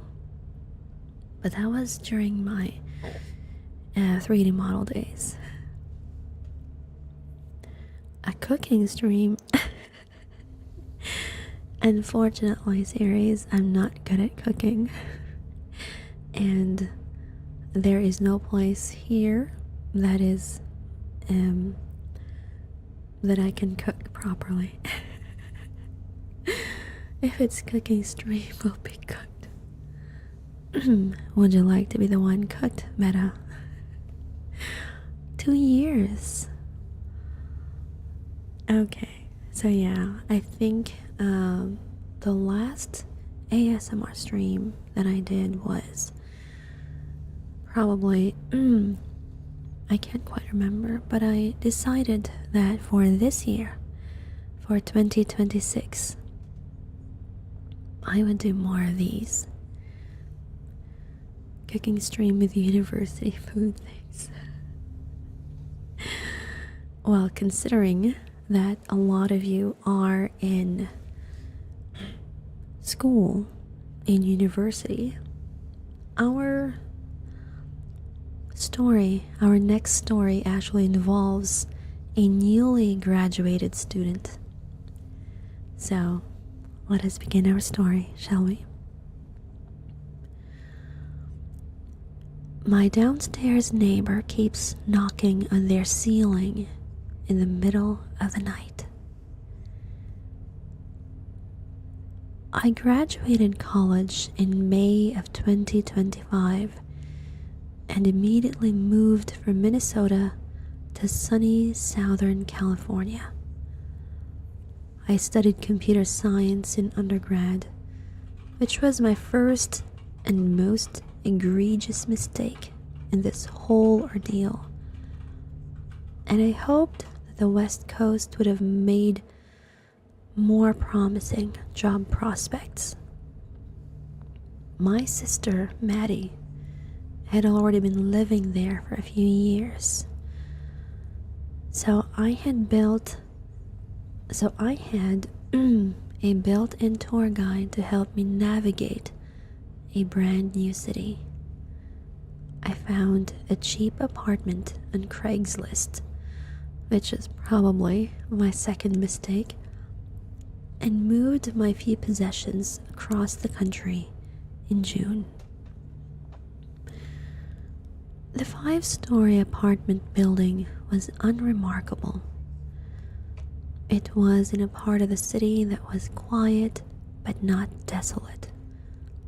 The hallways always smelled like weed but were fairly clean, and the building's eclectic mix of residents are generally welcoming but not particularly interested in conversation. Even my roommate, Johnson, the one who had posted the advertisement, was pretty nondescript. A balding 40-something with a friendly but awkward demeanor. He was almost never around, which I sure didn't mind. When we crossed paths, it was usually in the evenings, when I'd be coming home from the gym and he'd be leaving for what I assumed was an overnight shift. Maddie helped me move my few possessions into the apartment.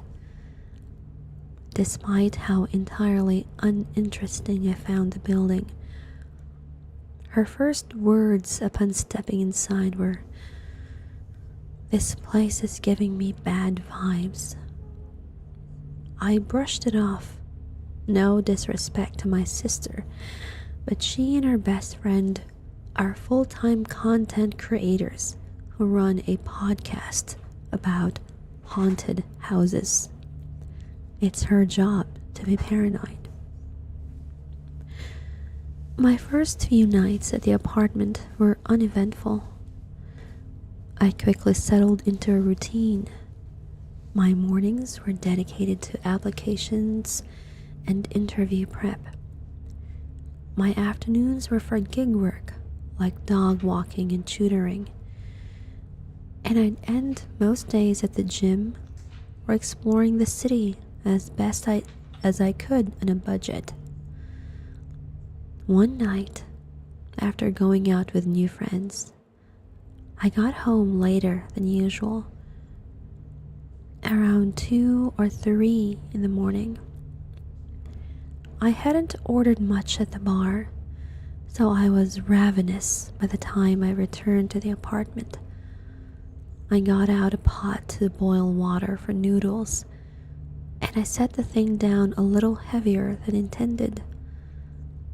It clattered against the stovetop, and I counted myself lucky that Johnson wasn't trying to sleep. A few seconds later, I was startled by a heavy thud right beneath my feet. I paused, ramen packet in hand, and listened as several more harsh knocks were planted in the ceiling of the apartment below me. Eventually, the noises subsided, and I finished my late night snack quietly, but with no shortage of indignation. I hadn't been that loud. I hoped I hadn't gotten stuck with one of those uppity neighbors who got pissed off by every little sound. Unfortunately, that seemed to be exactly what had happened. About a week later, I again got home later than usual. I went straight to my room to change out of my clothes and dropped the hoodie I'd been wearing onto the floor. Before I even had the chance to put on a shirt, I heard a familiar thud from right underneath me. I remember looking down at the floor in disbelief. A hoodie? I thought. Really? I finished changing as my neighbor continued their knocking. Then I headed toward the kitchen for dinner. The sounds from below did not stop. In fact, as I walked down the dark hallway of my apartment, the knocks followed me. They aligned so perfectly with my steps that they were like thunderous footsteps. My downstairs neighbor was following me somehow, and they didn't stop until I reached the kitchen and took a seat on the counter just to get my feet off the ground. The sound stopped after that, and I was left as confused as I was freaked out.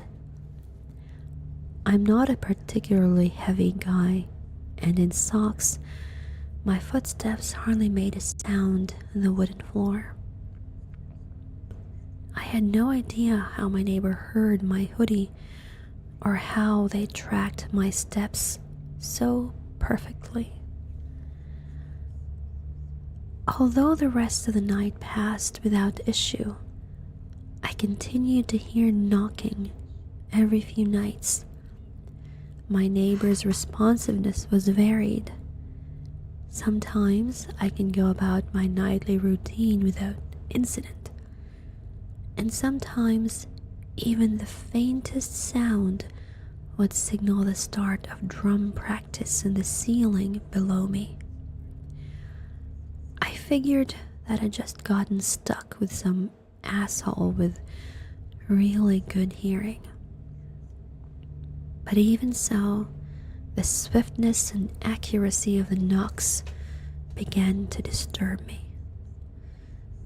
When I heard those thuds in the middle of the night, I started to feel like I was being watched.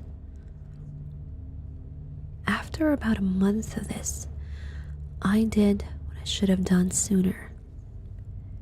I went down to the floor beneath me and knocked on my downstairs neighbor's door, hoping to talk things out with them. When no one answered, I tried again a few days later.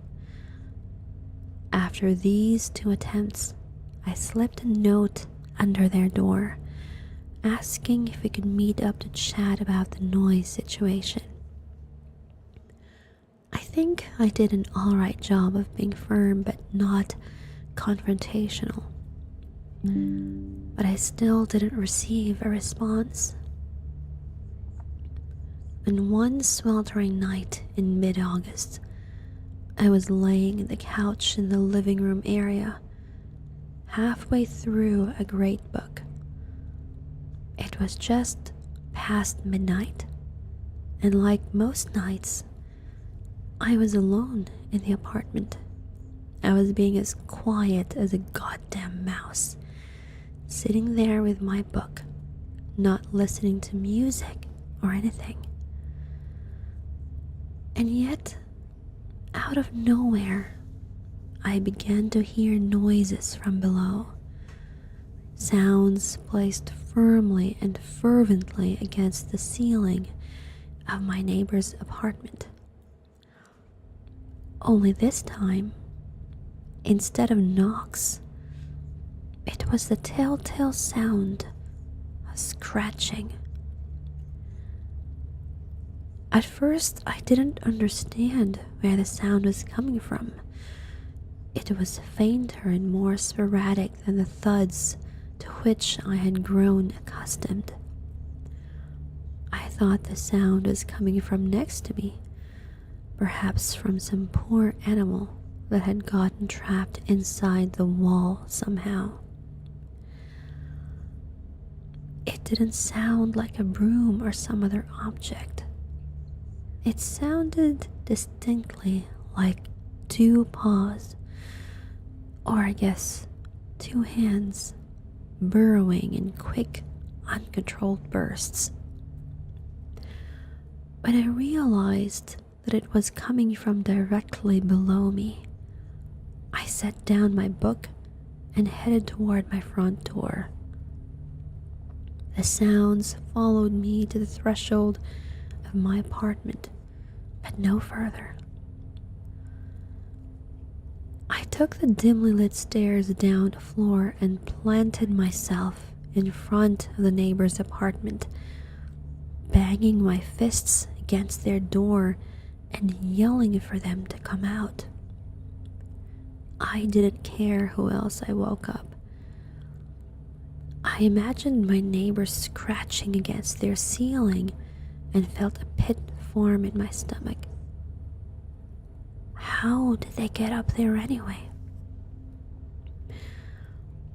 I was knocking for a solid 2 minutes before I heard a door open behind me. I turned around to see someone's meemaw standing in the doorway of the apartment across the hall, dressed in a nightgown and looking at me with murder in her eye. What in the world are you doing? I'm sorry I woke you, ma'am, but this, I pointed behind me, a-hole won't stop banging on his ceiling when I make the tiniest little noise. Hell, even when I don't make a sound, he's still knocking and scratching on the ceiling. The woman gave me an odd look as I continued. And yes, I've tried catching them at a more convenient time. I even left a note. I only came down here this time because I was trying to enjoy my book, not making a sound. And he starts scratching against my floor so loud, I thought there was a rat in my walls. The woman narrowed her eyes. I think you're confused, young man. That apartment has been vacant for 2 years. Well, after that unpleasant epiphany, I spent a few more minutes talking to the old woman, trying to convince her I wasn't completely out of my mind. I knew I had the right apartment, so I was left with 3 possibilities to mull over as I made my way back to my floor. 1. The old woman was lying. What motivation could she have to do so? No clue. But it seemed within the realm of possibility that she'd protect her neighbor from an angry stranger. 2. The sounds were coming in from somewhere else and only seemed to be emanating from the apartment below me. This struck me as pretty unlikely, but who could say? The apartment building was fairly old, and maybe the knocks were the result of some weird acoustics thing that I was too dumb to understand. 3. There was an animal trapped in the empty apartment. That seemed, by far, the most reasonable explanation, and I was annoyed that I hadn't thought of it sooner. The following day, I visited the building management office first thing in the morning. I explained the situation to the women at the front desk, and they confirmed that the apartment directly beneath me was vacant. They also promised me, unconvincingly, that they'd send someone up to look. Honestly, I didn't really care if they stayed true to their word. The important thing in my mind was that I now had an explanation for the sounds. In the following days, I was still hearing strange sounds at night, but I brushed them off far more easily than before. I made the mistake of mentioning the situation to Maddie, who immediately offered up possibility number 4, which was, you guessed it, that the apartment beneath me was haunted. She said that she would look into the history of my apartment in more depth, particularly if there were any deaths in the building. I told her not to put me on her stupid podcasts. She said, no promises. I was doing well for a while. The nighttime knocking and scratching, now easy to explain away, faded into background noise. 1 second, somebody's knocking on my door.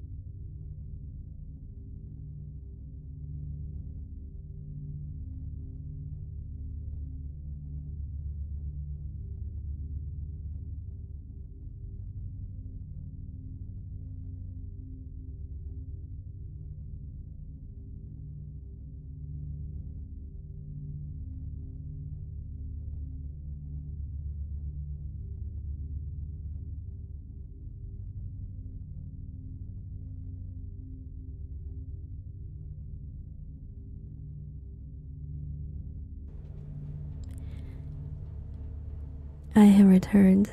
My apologies for that. Mafia sis came in and we had to, she was asking for something that I had to assist her with. Before I continue, I just want to acknowledge those who just dropped follows. Thermal 7101, thank you so much for the follow. Punished Clank, welcome in. Bubble Quest, thank you. Maximic and Arctic Crystal, Thank you so much for the follow, everyone. Don't forget about the time. Don't worry, we are on our last story, and hopefully there will be no more disturbances. So let us continue, shall we? I was doing well for a while. The nighttime knocking and scratching, now easy to explain away, faded into background noise, and coming home in the dark to an empty apartment got less foreboding. However, several weeks after I first heard the scratching, the noises had still not gone away. If anything, they grew more frequent, and my hypotheses about a trapped animal, initially so sound, started to tear at the seams. I paid another visit to building management. They told me that not only was there no animal in the vacant apartment, but that they had recently paid an exterminator for an inspection, and the building was decidedly pest-free. On one particularly hot night in September, I was laying in bed when I was suddenly pulled from the verge of sleep. There was that scratching again. I pressed my fists against my eyelids in frustration. I knew it wasn't my downstairs neighbor. I didn't even have a downstairs neighbor. And still, my mind's eye conjured up the image of an old man, unnaturally tall and reedy, lying in wait in the darkness below me. I imagined him reaching up toward the ceiling, his gnarled fingers capped by thick yellow nails, burrowing into the dry wall, digging closer and closer to me. I removed my hands from my eyes, trying to blink away the image, and all of a sudden, the sound seemed to jump. No longer was it originating from the room below me. Instead, I swear, the scratches were being laid not against the downstairs ceiling, but against the slats of my bed. I leapt off the mattress and ran toward my bedroom door, slamming it shut behind me. I hurried into the kitchen, where I was surprised to see Johnson standing in front of the fridge. When he heard me, he looked over in mild interest, asking what got me so worked up. I realized then that, despite living together for months, I had never told my roommate about the strange noises. I took the opportunity to amend that, telling him everything I'd heard since moving in. At first, he seemed amused, but the longer I went on, the more serious his demeanor became.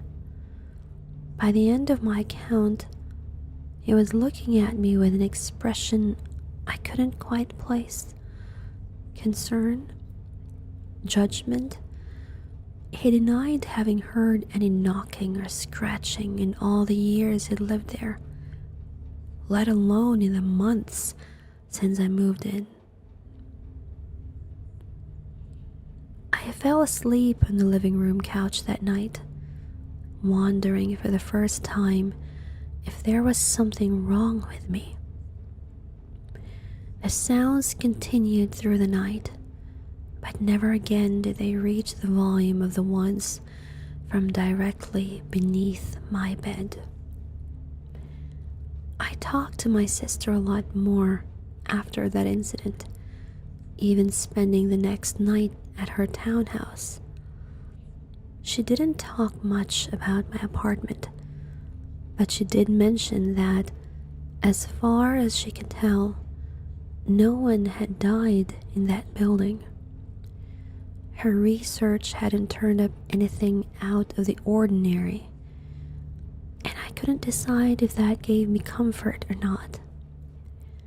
I didn't want to consider the fact that there was truly nothing wrong with the building or its residents, because that meant that the problem lay solely with me. Maddie hesitantly asked if she and her co-host could stay at mine for a night, just to see if they could hear what I had heard. A few months ago, I would have vehemently refused, but I was so hopeful that someone else would hear the knocks that I told Maddie I'd think about it.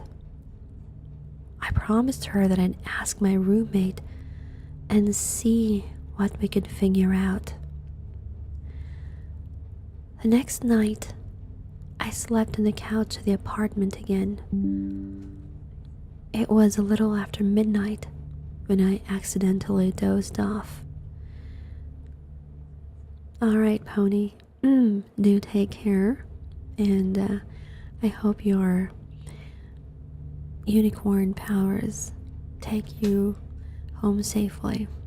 Also, Sylvester the Third's welcome into the channel, and thank you so much for the follow. I was awoken by a vibration a few hours later. Sitting up, I fished my phone out of the blankets and realized that I'd forgotten to plug it in for the night. The notification was a text from my sister, sending me a link to some article, probably about some BS ghost story. I turned the phone off with a sigh. Before I could get up to find my charger, I glanced up to the middle of the room and was surprised to see a figure standing there, not 5 feet away from the couch. I went still for a minute, squinting, before I made out the shape of my roommate. At first, I was relieved to be looking at Johnson and not some burglar, but I soon realized just how bizarre the situation was. Why was he hovering over me in the dark, and how long had he been standing there staring? Eventually, I broke the silence by calling out his name. "Everything good, man?" I asked. And after a heavy pause, I saw him nodding his head. "Yeah," he said. "Yeah." And that was all. No further explanation. He turned around and walked into his room, closing the door, but not shutting it all the way. I got off the couch and made my way into my own bedroom. I locked the door behind me. 4 days later, I realized that Johnson was gone. It took me a while to notice since we crossed paths so infrequently. But when I knocked on his door with a question about our water bill, I found his door unlocked and his bedroom completely cleaned out. No note, but also no signs of a struggle or a sudden departure. Johnson had packed thoroughly and left the room spotless, cleaning like his security deposit depended on it. Since he left without any heads up, I assumed he wasn't coming back and told the building management ladies as much. They said I could continue renting the apartment at half rate for 2 months while I looked for a new roommate. A gesture I found both kind and very typical of the management's laissez-faire approach. "Hello, Eclipse. Good evening. welcome in, and thank you so much for the 10 bites. I spent a week alone in that apartment after Johnson left. He had not turned in his keys, and sometimes worried that I would wake in the middle of the night and find him standing in my room. Despite my fears, I never saw the guy again. Not only that, but he moved out. I never heard any strange sounds from the apartment beneath us again. Wherever Johnson had gone, and for whatever purpose, it seemed like he had taken the strange noises with him. On the Saturday after my roommate's abrupt departure, there came a set of knocks against, or once, my apartment's front door.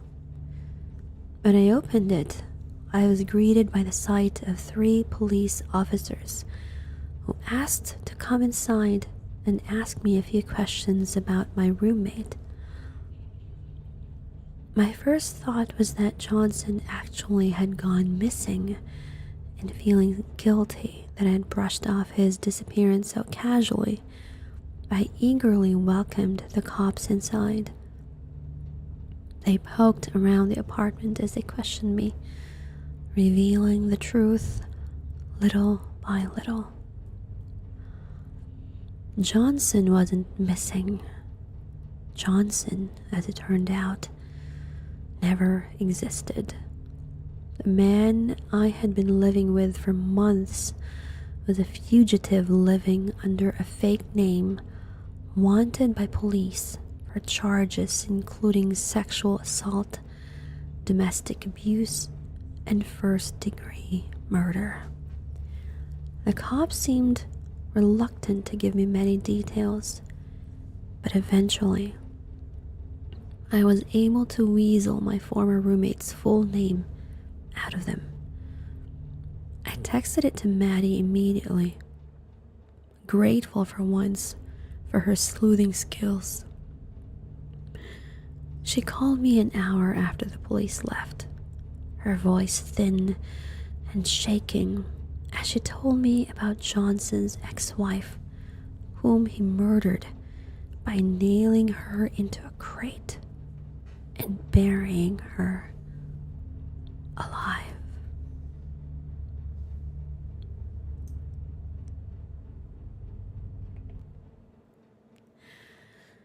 And that ends our third story for this evening. That was more suspense, really, or a little bit scary, but suspense at the same time.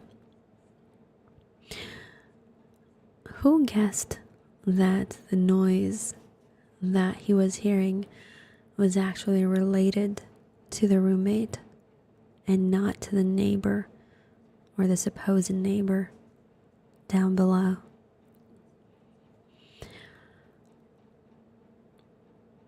Good night, Mr. Big Boss. What Gecko said about finding roommates on Craigslist is we don't actually have Craigslist here in the Philippines, so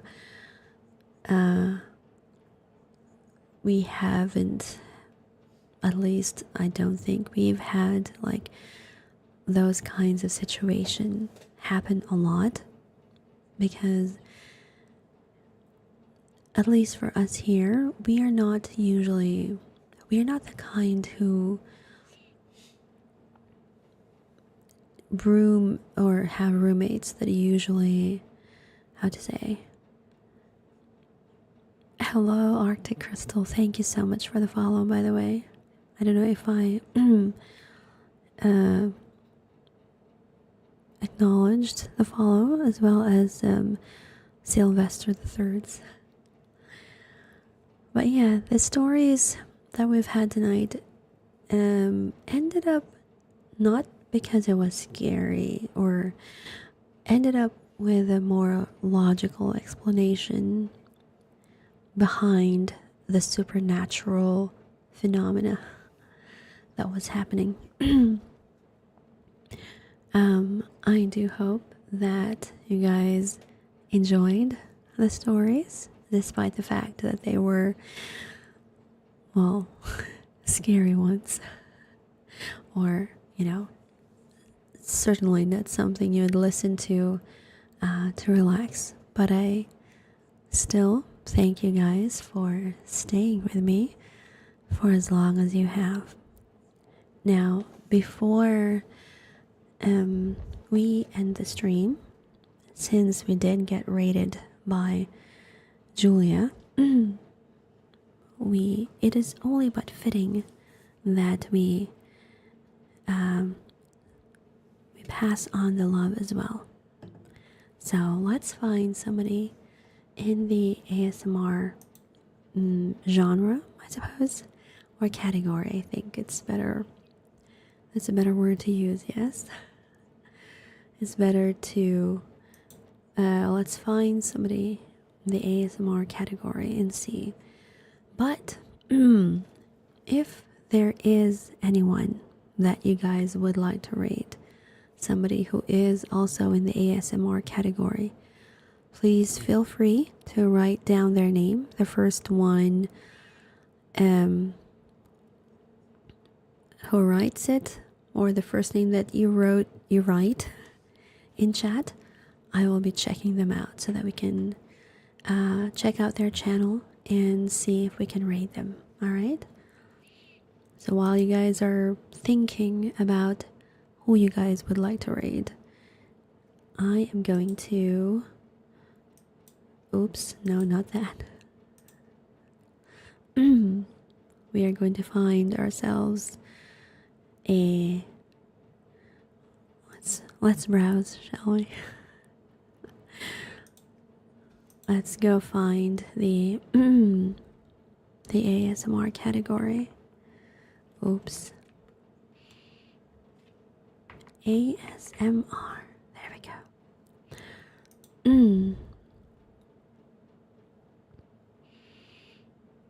Okay, so there are several channels. And let me see. Do you guys have any recommendations? I'm not very familiar with the ASMR channels here. Although I guess we can find another VTuber too. I think that's the best thing to do. Yes? Let's go find another VTuber that we can raid.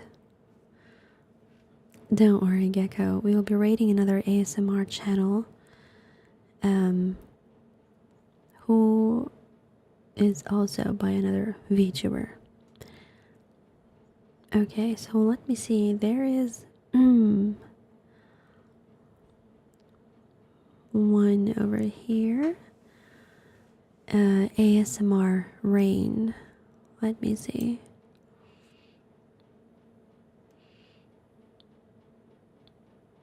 Hopefully they're not asleep. Maybe they are.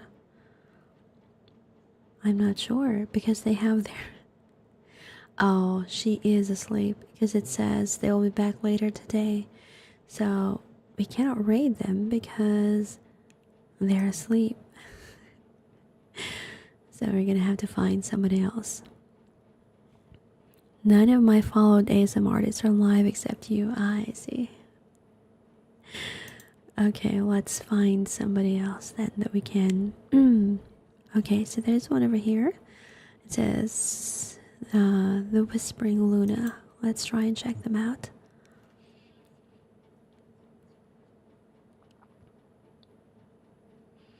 Okay, so I think they're doing ASMR as well.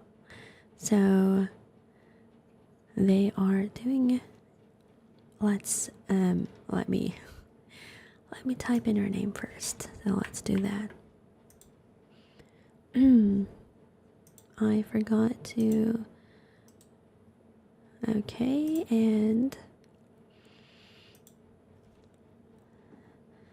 so let's type in raid. Oops. Okay. Okay, so we are going to be raiding out to Whispering Luna. They are another VTuber also doing ASMR. Come relax with Luna. I love to chat, so we will be passing on the raid to them. And once again, a big thank you to Julia for the raid, and to everyone who stayed until the end of the stream. And of course, to my lovely garlic heads who stayed with me until the end. I wish you all once again a very happy and relaxing new year. I hope that you enjoy the rest of your day, or if you are going to be, if you're going to be heading off somewhere else, I do hope that you will take care as well. Alright? So, we will be ending the stream here for now, but I will be back once again. So, I will see you guys in my next stream, and as always, keep safe. This has been your vampire Oneesama Sister Midnight, signing off. Let's go raid.